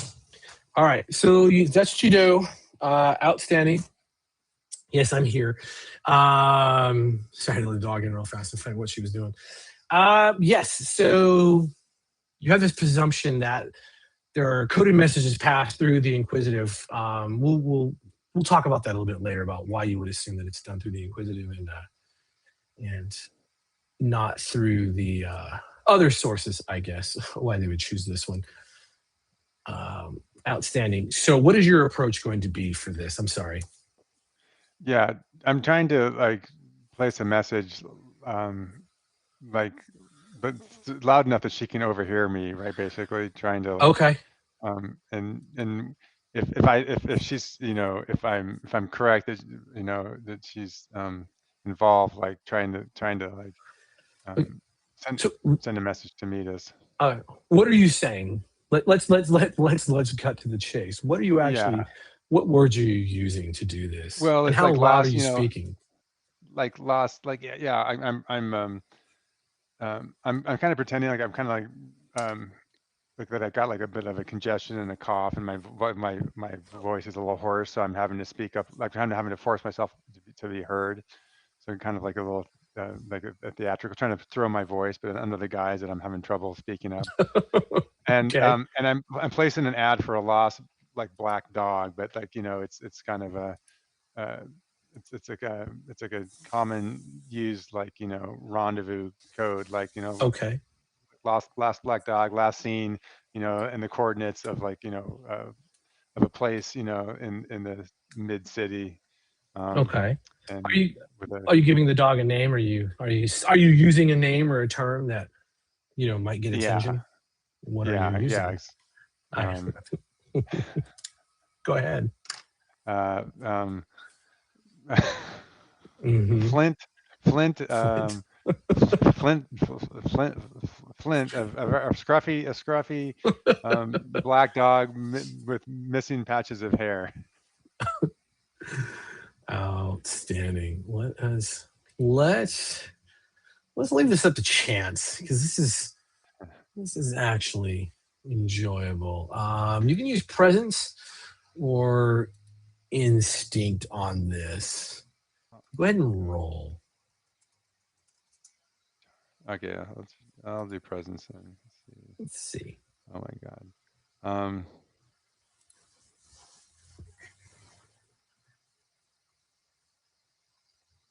Oh, come on. Oh my kidding god. Me. You gotta be kidding me. This is like horrible. That is terrible. Oh my god. Okay, so thank you for the fear. Wait. You're doing this. Wait. What, So it says I can use prayer dice after the roll is made. Yep. Yes. So if I give him 3, that would give him a 5 on the hope, which would be a 5 and a 5. No, that's not how it works. All right, never mind. To the total. To the total. To the total, not to the one die. Yeah, All right, yeah, never mind. I was trying to help you out. That was a good. That would have been great. That would have been great. It would have brought It's fine. Man, it is going sideways very fast. The folks in here that are trying to do business with you, they're like, are you serious? No one gives it. It's a dog. Who cares? At this point, the kobolds probably have skewered it and served it to you as you've been running around the city. And it's a little bit of irritation. Kaz, you realize like you're watching this, you're watching the sky skiff that is Ash, and his personality and his ability to lie and manipulate just plummet. And he is nosediving rapidly in here, and he's starting to piss off the clerks, just kind of like he did with the House Civis. Except worse, this is a newspaper. Yeah, Cass is just gonna. Okay. Buddy, you're too drunk to be out on the street. You're too drunk to be in here. Come on, and he's gonna go like he's trying to get his drunken friend out of here. Sorry, everybody. Sorry, and try to smooth it over. Yeah, let's have a presence. Let's see you roll presence. Best part is his presence is a -1. You might get lucky. All you need to do is you can fail. You just need hope high. Hold on. Can I give him advantage? Can I help? Can I realize what he's doing? Yes. How are you going to give him advantage? I'm gonna stumble because I have been acting hoarse, so I'm gonna shift from acting like I've got like a horse to more like I'm drunk. Try to play off as I'm drunk to like lead into the ruse. So I'll spend a hope. Okay. All right. And then I think just because we want to get him out of here without dying, I'm gonna spend a hope and activate his chosen by fate, because this is not how he dies. He doesn't die he will never die in a newspaper room. All right, fair enough. Mark both of you. Give yourself your experience on the roll as well as advantage. They'll give you the D6 from him helping you out. Oops, I shouldn't have taken that off there. All right, boom. All right. Let's see what happens here with the horrible roll. Here we go. It's not as bad as it has been. Wow, Not bad. Still with fear, which is just super curious. I don't know if you guys have rolled with hope yet. We haven't. Oh my God. We have not. We have. I don't know what's going on. This is insane. So the good news is he's like, just you bring someone in. You're on liquor. You want to run an ad about your lost dog? Go. This is a serious establishment. This is a serious. He's been going on about this dog for the last 3 years. It's the anniversary. It's a horrible story. You don't want to know about it, and you're just gonna. It's okay. Shrimpy he's always gonna be in your memories. He's like, I don't remember what the name he says. He's just gonna be patting him on the back. And that's what he said the dog's name was. Hey, you forgot. And then you guys just kind of drag yourselves out and extricate yourselves. I look at Ash. I'm sorry about your dog. You ever get the feeling that it's just one of those days every day? It's just trying to get us into a lot of fights or something. You guys are having a day. I'm going to throw fear out. She works. I don't drink, but I feel like going to a bar. Behind you, you hear, Well. If it isn't 3 of the 4 ass clowns. I turn to see who it is. It's a half orc dressed in the livery of the livery of the city watch, and there's a couple of watchmen that are with him, and it's like, so disturbance at a house at a Civis communication station. Well, that takes guts. Communication of a terroristic threat at one of the communication stations. Disruption and disorderly conduct at the Rumpled Princess. And now you're being thrown out of one of the Inquisitive. I don't even know where to begin with the level of day that you have put all of us through. Where is your 4th? Because we know you have a 4th. We've had our eyes on you for a while. In fact, 1, we why left don't you just come here with by us? choice. 2, I have no ass. And 3, I am not a clown. False. I am not a member of House Fjarlin. I am not a clown. You 3 are causing trouble. We are causing trouble in the greater scheme of preventing trouble. You see, Vane is missing, and this whole thing has been tracking him down. We believe he's been abducted. And where are you doing? And how are you doing your job tracking him down? Instead of harassing us, you're trying to find a missing House Orion diplomat. He's a diplomat now from House Orion. Is that so? He's bears a dragon mark from the house, and the house has filed no missing persons. That's really weird. I wonder if they actually miss him. We are guided by the silver flame for a greater good, and we seek to help this city. And you would be wise not stand in our way.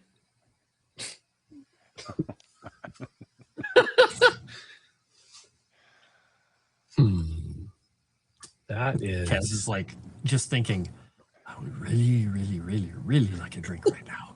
I thought you were saying I really need to get better friends.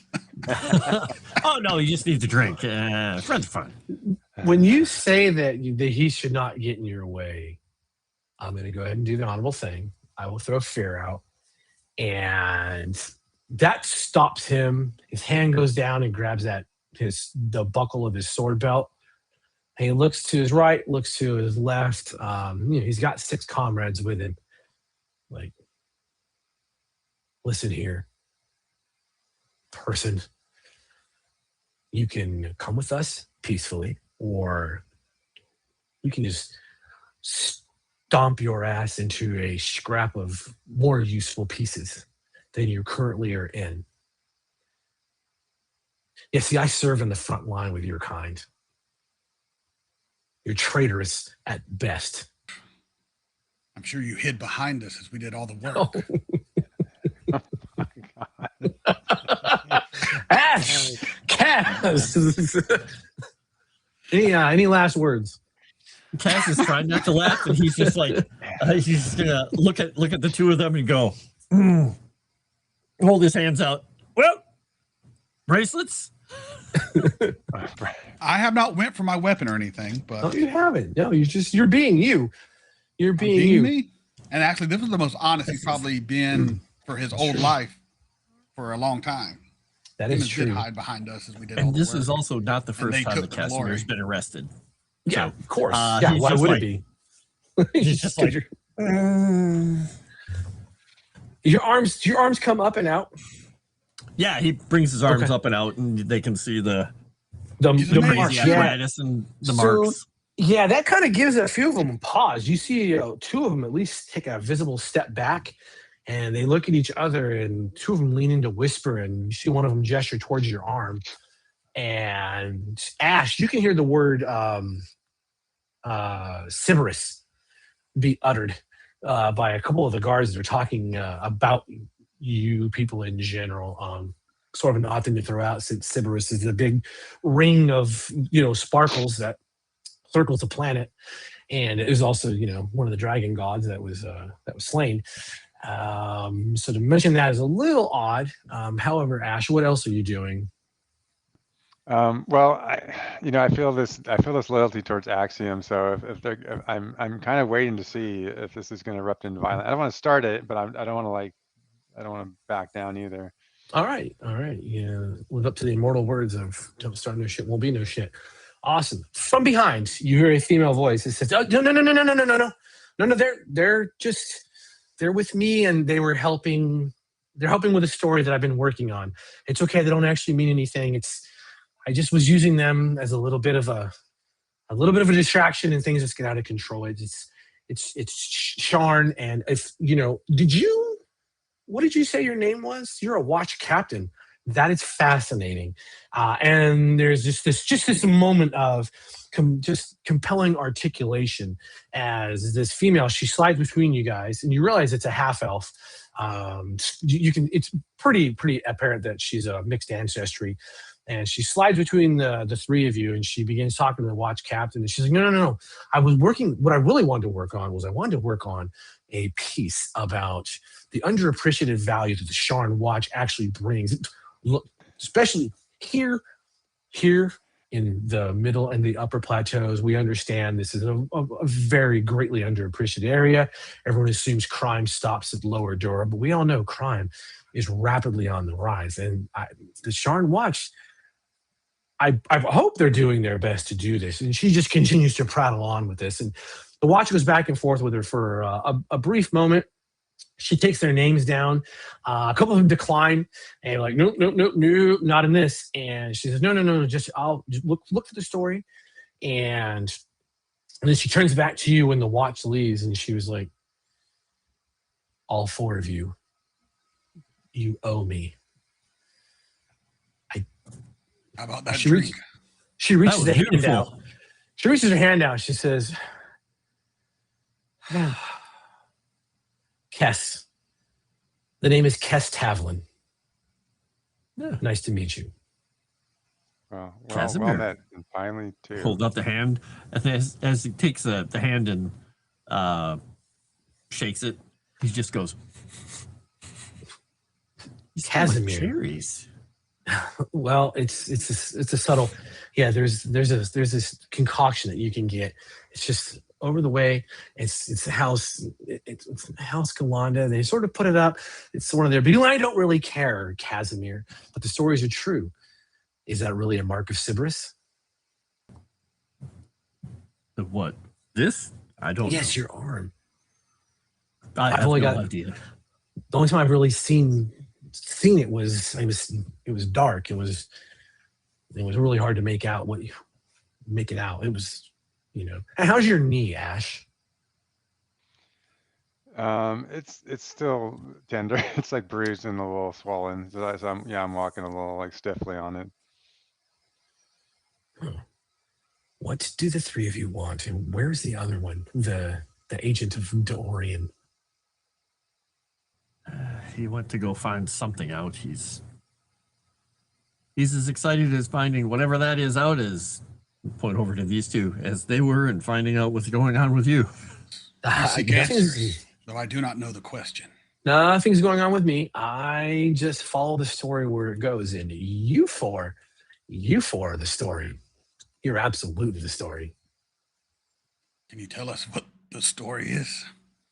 I mean, it's not every day that an airship slams into Morgrave University and practically burns one of the offices to the ground, and then flies away and has to be chased by the Sharn watch. Even the Sphinx got involved, and she was after this damn airship. How did it get away then?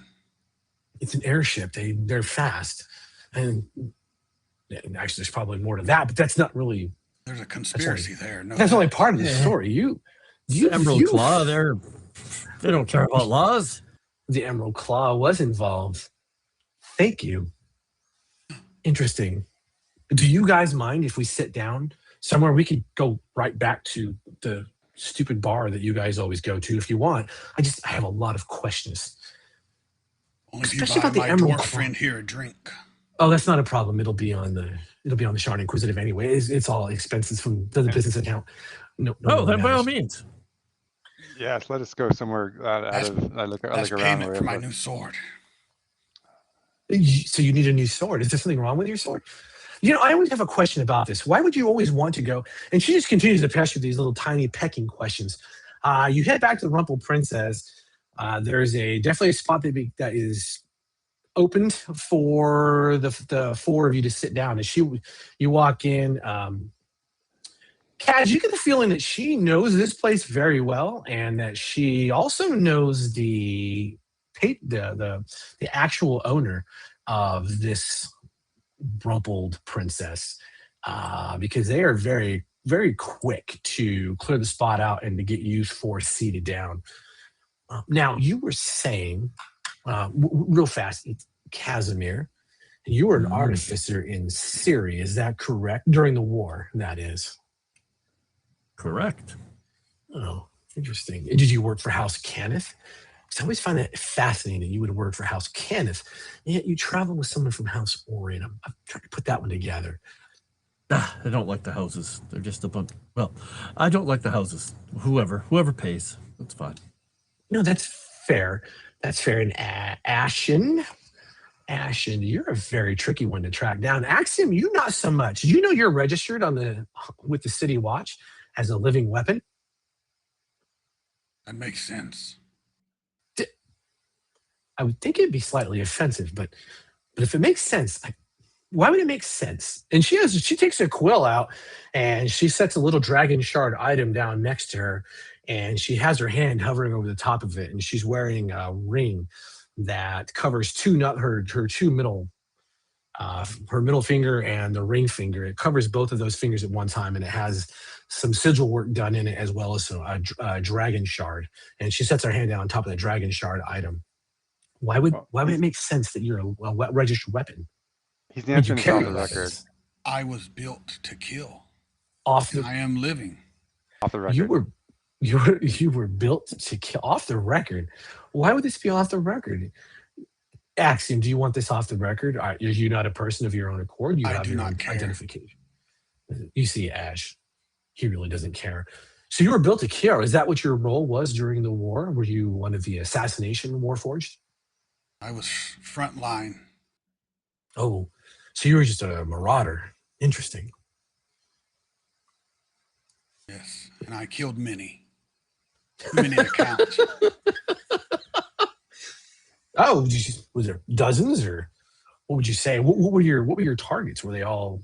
Would you consider them valid war targets, or where did you all operate? Targets are were you valid inside in of war. Syria, or were you elsewhere? I moved all over. Oh. I mainly went to fortified areas and temples.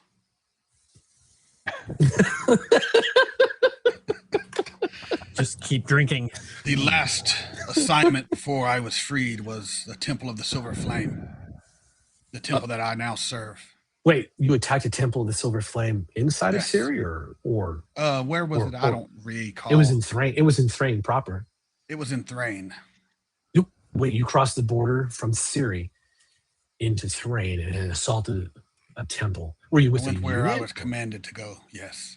You were following orders. That's worked out really well. We killed most of that temple, but the main priest was my final target.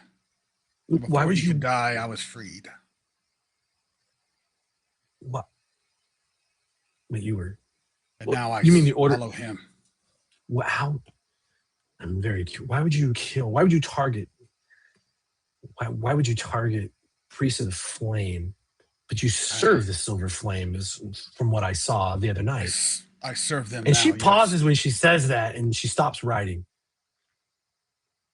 When I was freed, I returned to that temple, and he did not judge me. He welcomed me, and I helped rebuild that which I tore down. I know, everyone loves a redemption arc. And Ash, what did you do during the war? Because you're the one that I really can't pin down. Kaz, I get. He was an artificer. He was building murder machines. And then the murder machines were doing the murder machine job. And then the House Orion, well, it was quite clear that he was operating inside of Syria, even though he's not Syrian. I'm not really sure why he would have betrayed his nation. I know dragonmarked over nation, but he seems also pretty loyal to being Andarian. Very stereotypical. But you were the hardest one to figure out. I was mostly working for House Kundarak as a vault breaker, testing out their security systems. So it wasn't, Is that really because you directly can involved in the war. can you work faster because you have the thing inside of you? I mean, little brother doesn't refer to us as a thing. It's more of a relational thing. But you mentioned the Sphinx. Let's get back to the Sphinx. What have you heard about the Sphinx in relation to this airship attack? The Sphinx. Oh, she watches over Sharn. How long? Surely you guys know that. She's one of the guardians of Sharn. She's taken it upon herself to ensure that everything stays a little above board. And when an airship is let loose quarrels or whatever the hell, there's like a giant quarrel. I don't know if it's like a big crossbow. And so she gave pursuit because that's what they do. The Griffins gave pursuit. Anyone who had access to a winged creature tried to pursue that airship, and then it just slipped away. It was fast. It's really fast. Yeah. But I'm mostly interested in what any kind of visions she might have had prior to this. Well, I don't know about that. I know that, after that, you four went down and burned a warehouse to the ground. What were you looking for in there? We were looking for... We were pest control. Pest control. That is interesting. Does that explain the gnome? Yes, the gnome. Have you, do you know about the gnome's whereabouts? Well, he's dead. Well, let's put dead in quotes. I was chasing him down the lower sewers not more than a day ago. So I want to say she lost a brother and a lover, but I'm not. I don't want that in the paper. Your gem eyes are just like going wide, fighting that urge. So you say you believe the gnome. You said you chased that gnome, but I saw you chase the perpetrators down, and then you came back and you entered into the warehouse, and then that's when the fire started shortly thereafter. But you say you were chasing this gnome down, but is this gnome related to the other gnome from a few days ago? Well, that would be the logical conclusion. Are you going to tell her about the conspiracy? There's a conspiracy? Oh my. Well, this is definitely off the record. Is this like a Dark Six conspiracy, or is that where we're going with this? I mean, it could. Is the mockery involved? It could, the Dark Cool could be involved. There was a... well, I didn't see it, but my companions here saw a roach thrall, so... Oh my, that sounds terrible. What is a roach thrall? What does it look like? Who saw it? You didn't see it, but they saw it. But like you'd expect about bigger than me. Roach. Multiple arms. Walking. Crawled on walls. Talking our mind. Head thralls. That had beetles that infested. Okay. That's enough. That's fine. I get it. It's a giant bug. And then apparently they smell. No. I can only imagine. No. Anyway, next. So you fought this thing, and I don't even want to know. And then you ran out and you set fire to a warehouse. And you understand it was to kill the bugs. I don't.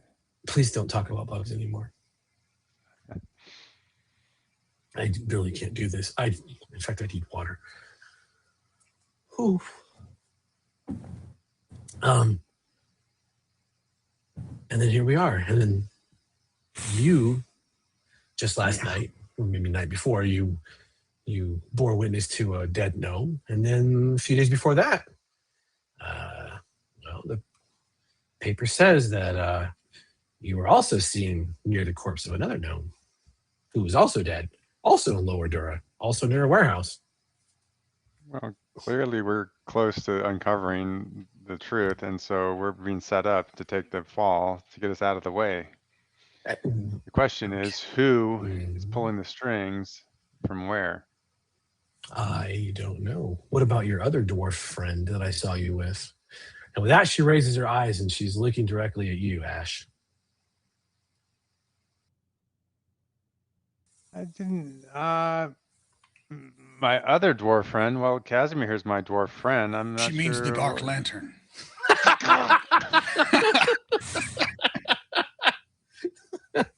Just look at, he ignores those two and looks directly at her and just takes a drink and just raises an eyebrow like, I'm going to die inside. No one told me not to say.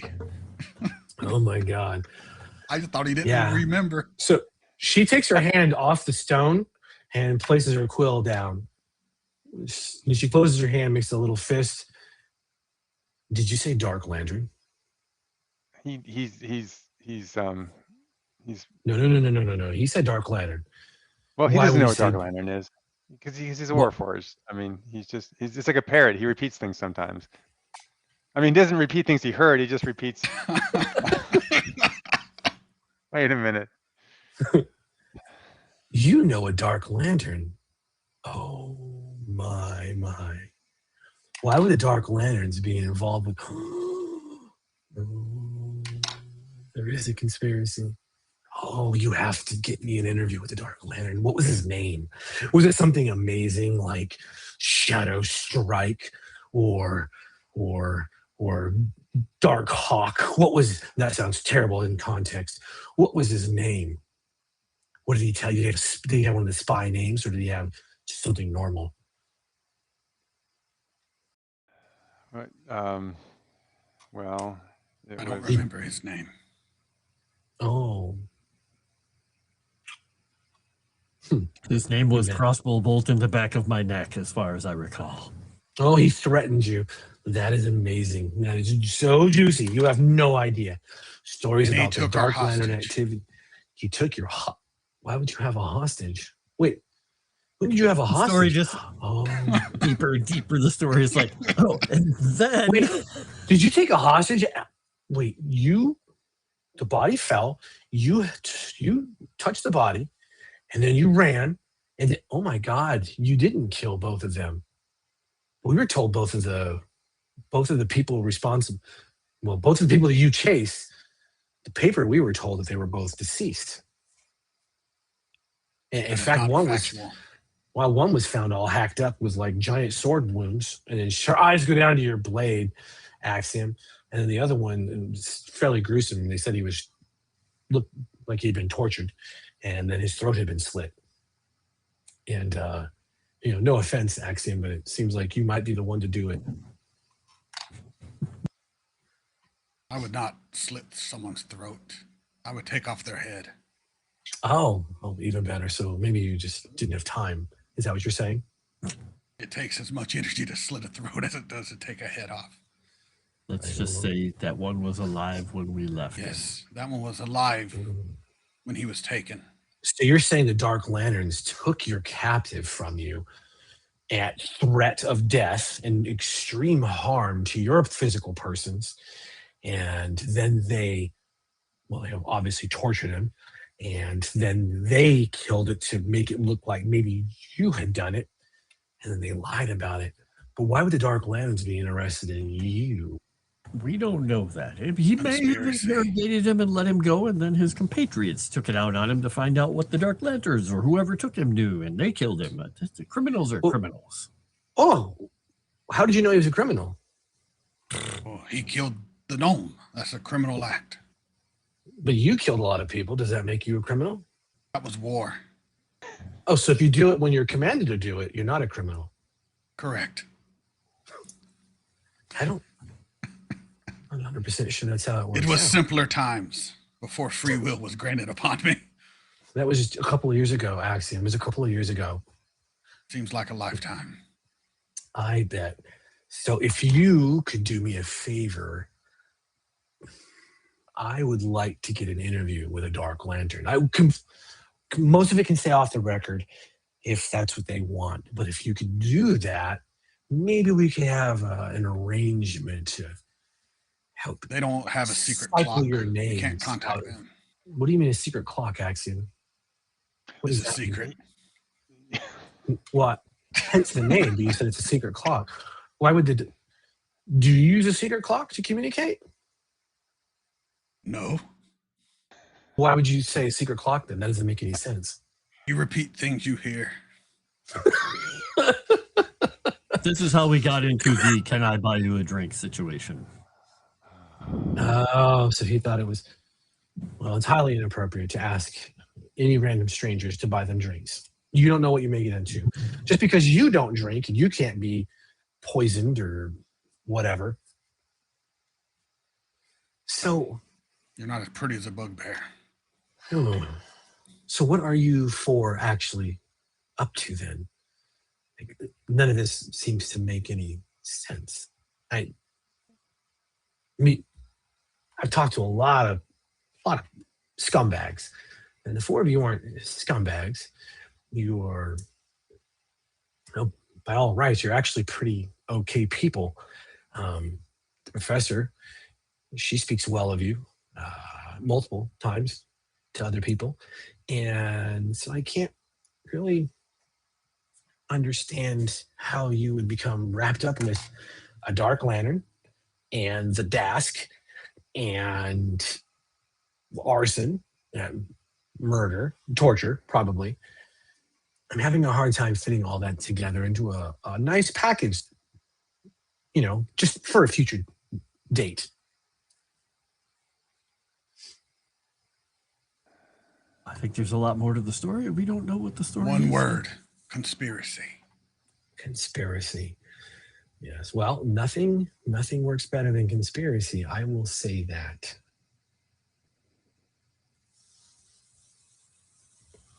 Well, assuming, and it's a big assumption that we could get an interview with the Dark Lantern, what would we get in return from you on your side? Oh, let's see. What can I possibly offer that'll be worth something to 4 wanted potential miscreants running around Sharn? I don't know. Axiom, do you have any ideas? Lifetime drinks for my dwarven friend. That is one thing. That is one. Or I have no fear of this city or their guards. So it does not matter to me. Oh, there's things far worse in the Sharn than the guards. The guards are, the Sharn Watch is the mask that the city puts on. They're far darker deeds done. I'm sure Ash can fill you in on all those terrible things. Trust in the Silver Flame. I have nothing to fear from this world. So I'll tell you, the Silver Flame is very popular outside of Thring. Very popular. The whole genocide of shifters, that worked out really well. Shifters are overleased when they meet Silver Flame. The Flame Knights, that's what you call yourselves, right? Flame Knights? Some of us. Some of you. I can, if you can get me in front of a Dark Lantern, I can help you in your reputations. And free drinks for my dwarven friend. And free drinks for your dwarven friend. Sure. Why not? Do you know how to contact an the Dark interesting Lantern? idea. Conceivably, all we need to do is go down to the city again, get ourselves in a horrible situation, and one will appear. We can think about this. I don't know if there's a way we can contact with Dark Lantern easily, but we can keep it in mind. Well, I tell you what. She taps her quill, starts packing her notes up, rolls her scrolls up, takes her ring off, puts the dragon shard item in her pouch. Says, as soon as you can figure that out, you let me know. Until then, bye-bye. And she leaves the 3 of you sitting in the Rumpled Princess late in the afternoon. I think that went well. Well, that's one way of looking at it. True. What do the three of you want to do the rest of your time? What do you want to do now? By all means. Before the Black Lanterns kill us all.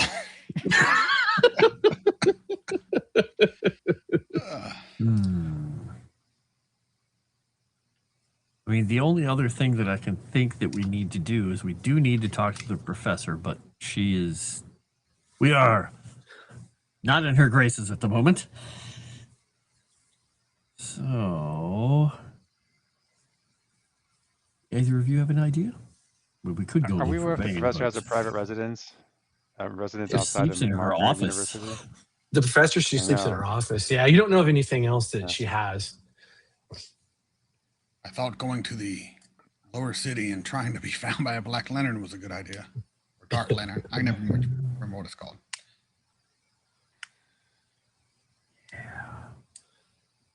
That's probably right. not safe. Chrysantha's the clever one in the chat. She didn't close out the door. Oh, then all bets are off. So I guess we're going to stay here and get drunk then. There we go. We're gonna have to. Sure.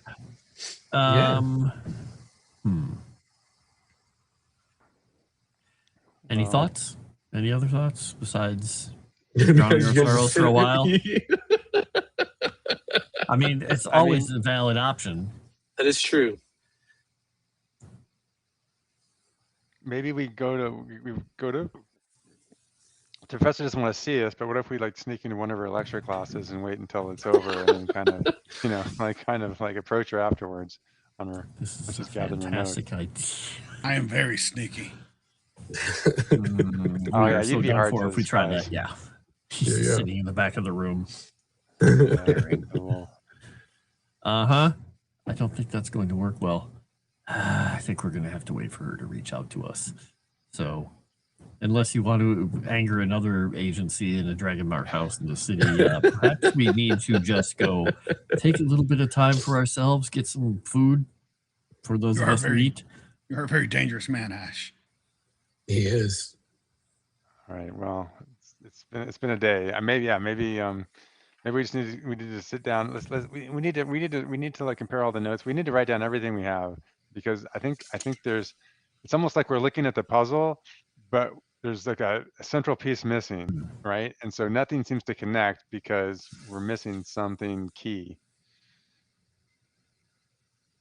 And unfortunately, this is when I wish Vane was here, because as much as he's annoying, he probably would have that missing piece. So we helped the professor get the stone, and then we got attacked. The stone was taken. And then we were sent to meet with her contact, who was killed. I don't exactly know what that was all about. Right. And he was a shardologist. Quotes. Yeah. And obviously, dragon shards are a big business. This thing is unusual. It reminded me of things with the forges of House Cannith. Some of those strange street folk are talking about Sybaris. Obviously, it's all coming back to dragon shards. Well, I mean, Professor if Dask must is know more. involved, What's that? if Dask is involved, they do have I'm aware that they have their one location above ground is Shamu Kar in Kyber's Gate. It's a tavern and a butcher shop, supposedly for drum refugees.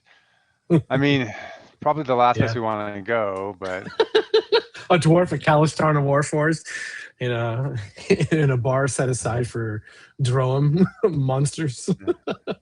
Yeah, I'm thinking that's probably that's less intelligent than the other choices we made today. How dare you?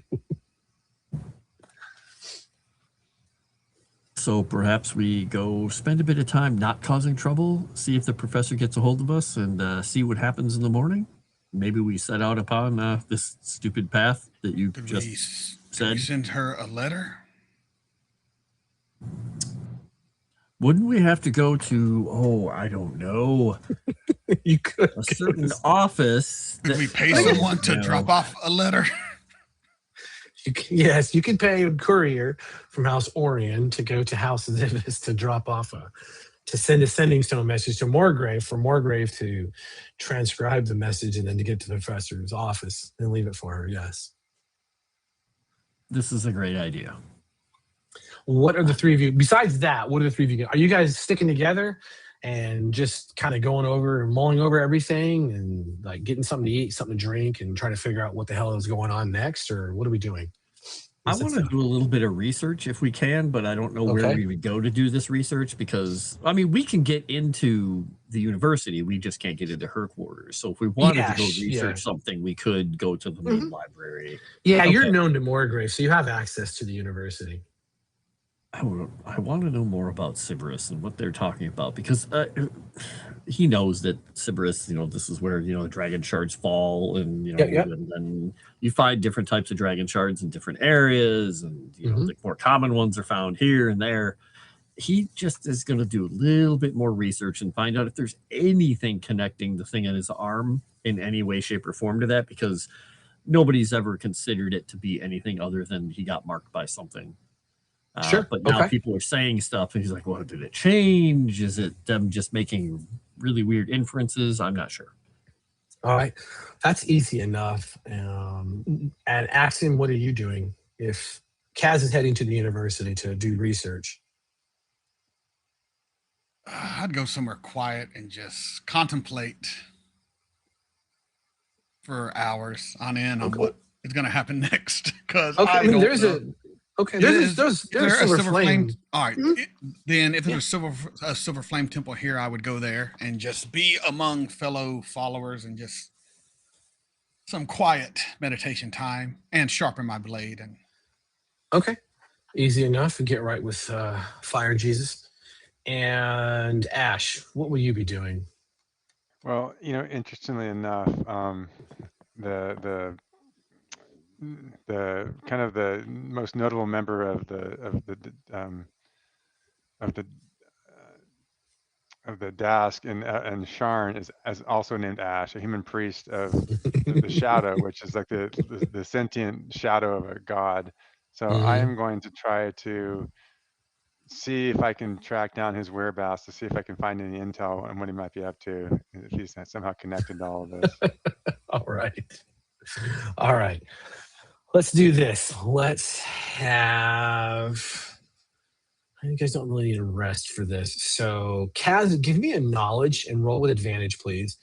Ash, roll instinct and roll with advantage.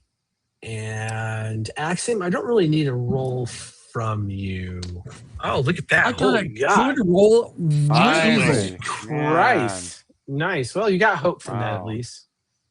There you go. Things are turning around for us. Now we're there talking. You go. Man, now I feel bad. All right, outstanding. So, Kaz, you are researching. You're familiar with the dragon marks to a degree. You don't like the houses, so I don't know how much of their lore and you've ignored. Like, yeah. Magic marks, and you do all kinds of cool things. Good amount. Build a whole business. Okay, yeah. So part of your research, though, as you're going through it, there is a thing that the dragon marked houses can have. Well, it's not born. It's a very confusing research topic, and you really could use an expert opinion on this because it seems like there's the 12 marks. You get that. There's the 12 houses. Supposedly there's a mark that was eradicated from the face of Eberron. And that's a pretty good roll. So that was the mark of death, and they got rid of that altogether. But there's another mark that you found research referencing to, and it's on a mark of Sybaris. And curiously enough, your research is that the mark of Sybaris is different than a dragon mark from a marked house. And yes, they do have members of the houses that have the mark of Sybaris, but it's looking like with any dragon mark, it doesn't have to be in the house itself to bear a mark of Sybaris. And the mark of Sybaris, it generally covers a large portion of the body, if not the entire body. And it is They are specific to the different marks that are available. So there's a Sybaris mark of passage, there's a Sybaris mark of scribing, but again, they are held to be apart from the houses to a very high, weird degree, and at least in the research that you're finding.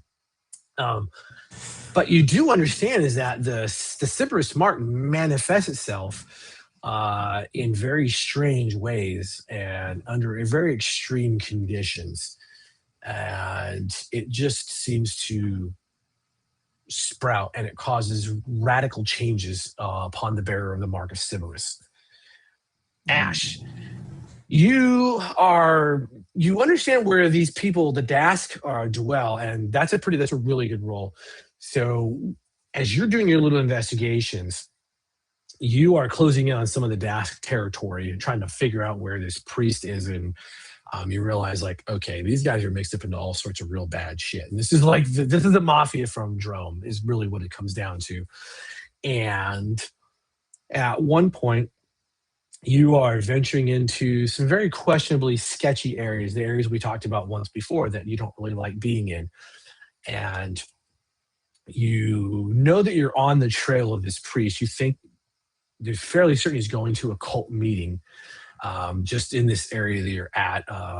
Cult is a heavy use of the word. The Dark Six are recognized, but yes, like you said, they're very difficult to explain to people who don't really follow the religion very well. They may be gods, or they may be deifications of personifications of different gods, and they have a very brutal, very bleak beginnings. There's a lot of terrible things. They are the worst of the things. So you know that, and you know that entering into any one of their cult meetings, temple, shrine, even some of their crime areas could be extremely dangerous. You've been doing this investigation, and we'll assume you guys are investigating to a high degree. I'm going to push a pause on you, Ash. Kaz and Axiom, are you guys, well, I guess Kaz, when you're done doing the research, where do you go from there once the library closes? Do we have quarters at the university that we normally You do not have quarters at the university. Okay. You guys are staying in refugee sections of the city. Okay.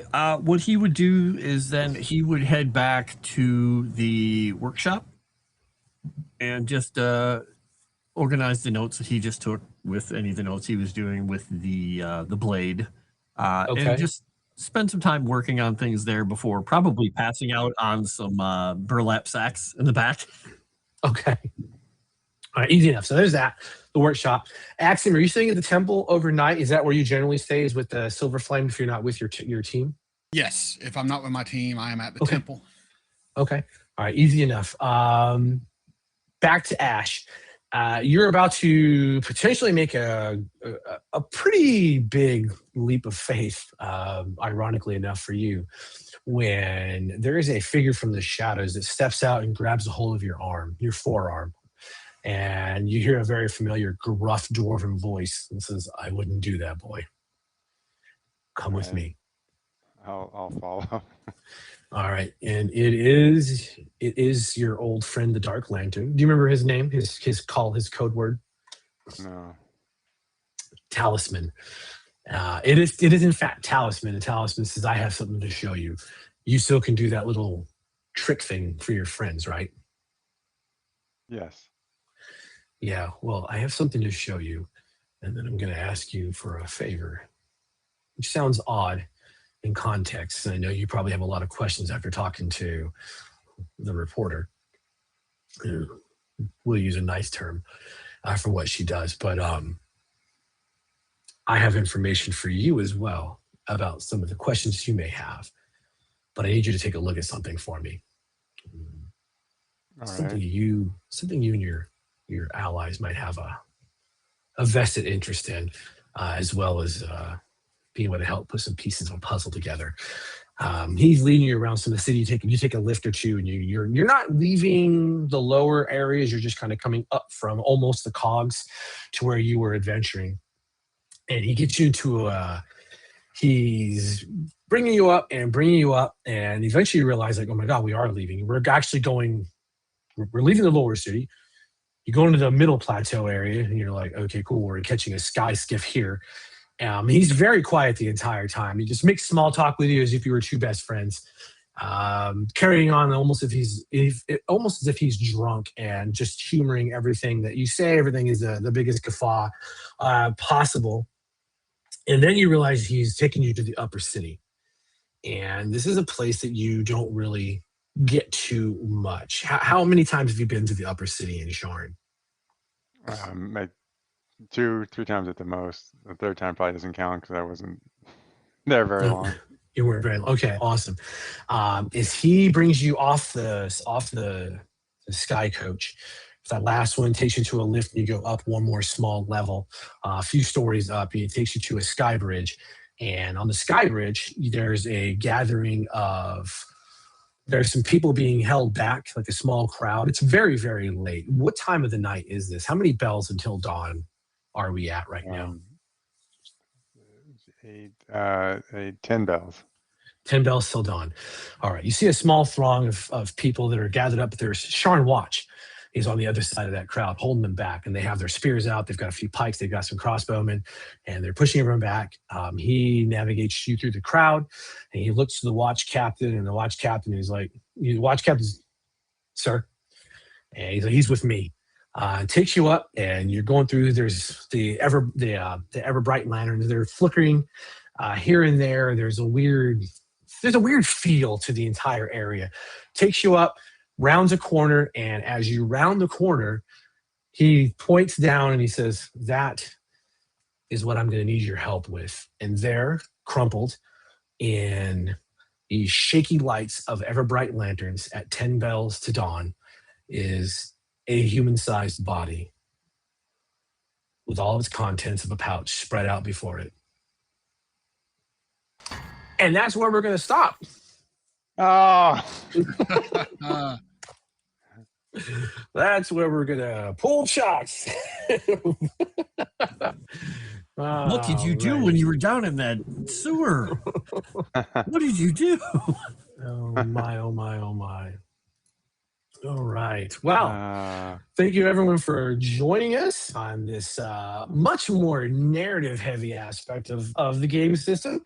You got a chance to see the characters really dig into their backstories and start to really weave convoluted tales of deception and conspiracies.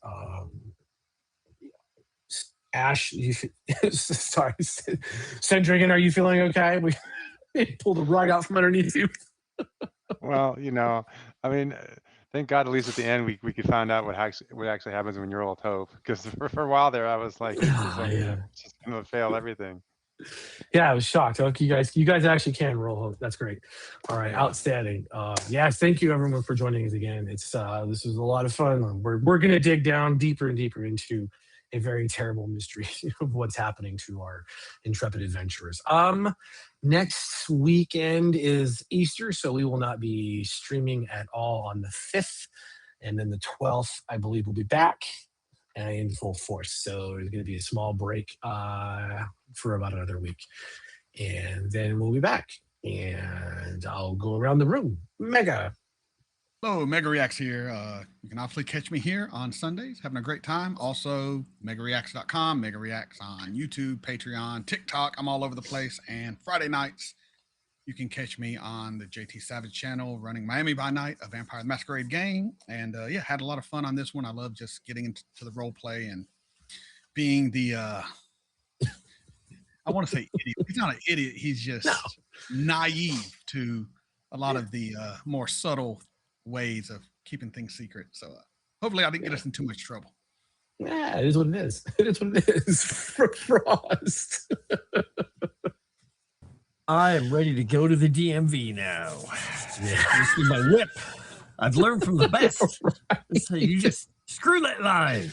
I am Frost. You can find me all over on Moonskull here. Tuesdays and Thursdays, I write lore for Legend Seeker on the channel in the evenings, and the rest of the time, I'm just usually playing some kind of a crazy character in one of these games. And when I'm not here, I'm usually writing or playing games on my channel, which I'll probably be doing later today getting one-shotted by the bosses in Crimson Desert because people like to make boss fights, and I do not understand why people enjoy that. I would rather fight 400 elite enemies and bosses and do heavenly sword type fights than fight one idiotic character that I'm stuck in a room with my camera locked on. Like, anyway, that's my rant for the day. I'm gonna go eat some big chewy nerds and enjoy my afternoon. Outstanding. And Send Dragon. Yeah, not too much going on. I am on start playing. Don't have an active game right now, but yeah, mostly just here, and also when Scott's running games, for Thieves Guild games in Daggerheart. That's also fun to do as well. When his internet's working. When the internet's working. Yes. It happens. So right now it's good. It's good to go. Good to go. I think we can knock on wood. I'll say, I'm also on start playing games. If you just follow our links and you can click on it. If you really want to play something on the side, I've got a few Daggerheart things set up. Doing a game set in Thetis, the world of Dragon Age. One set in the Old Republic for Star Wars. One set in, oh my God, I want to say the Nentir Vale in addition to one there. And then a couple others that you'll see on there. They don't have any adventures yet because I'm waiting until after the Easter holidays to start putting things out and getting some stuff together. I'm going to start running some things in the evenings as I can. So if you're interested in playing Daggerheart and seeing how far it goes besides just fantasy, that's a good place to go to it. Other than that, I think we are out.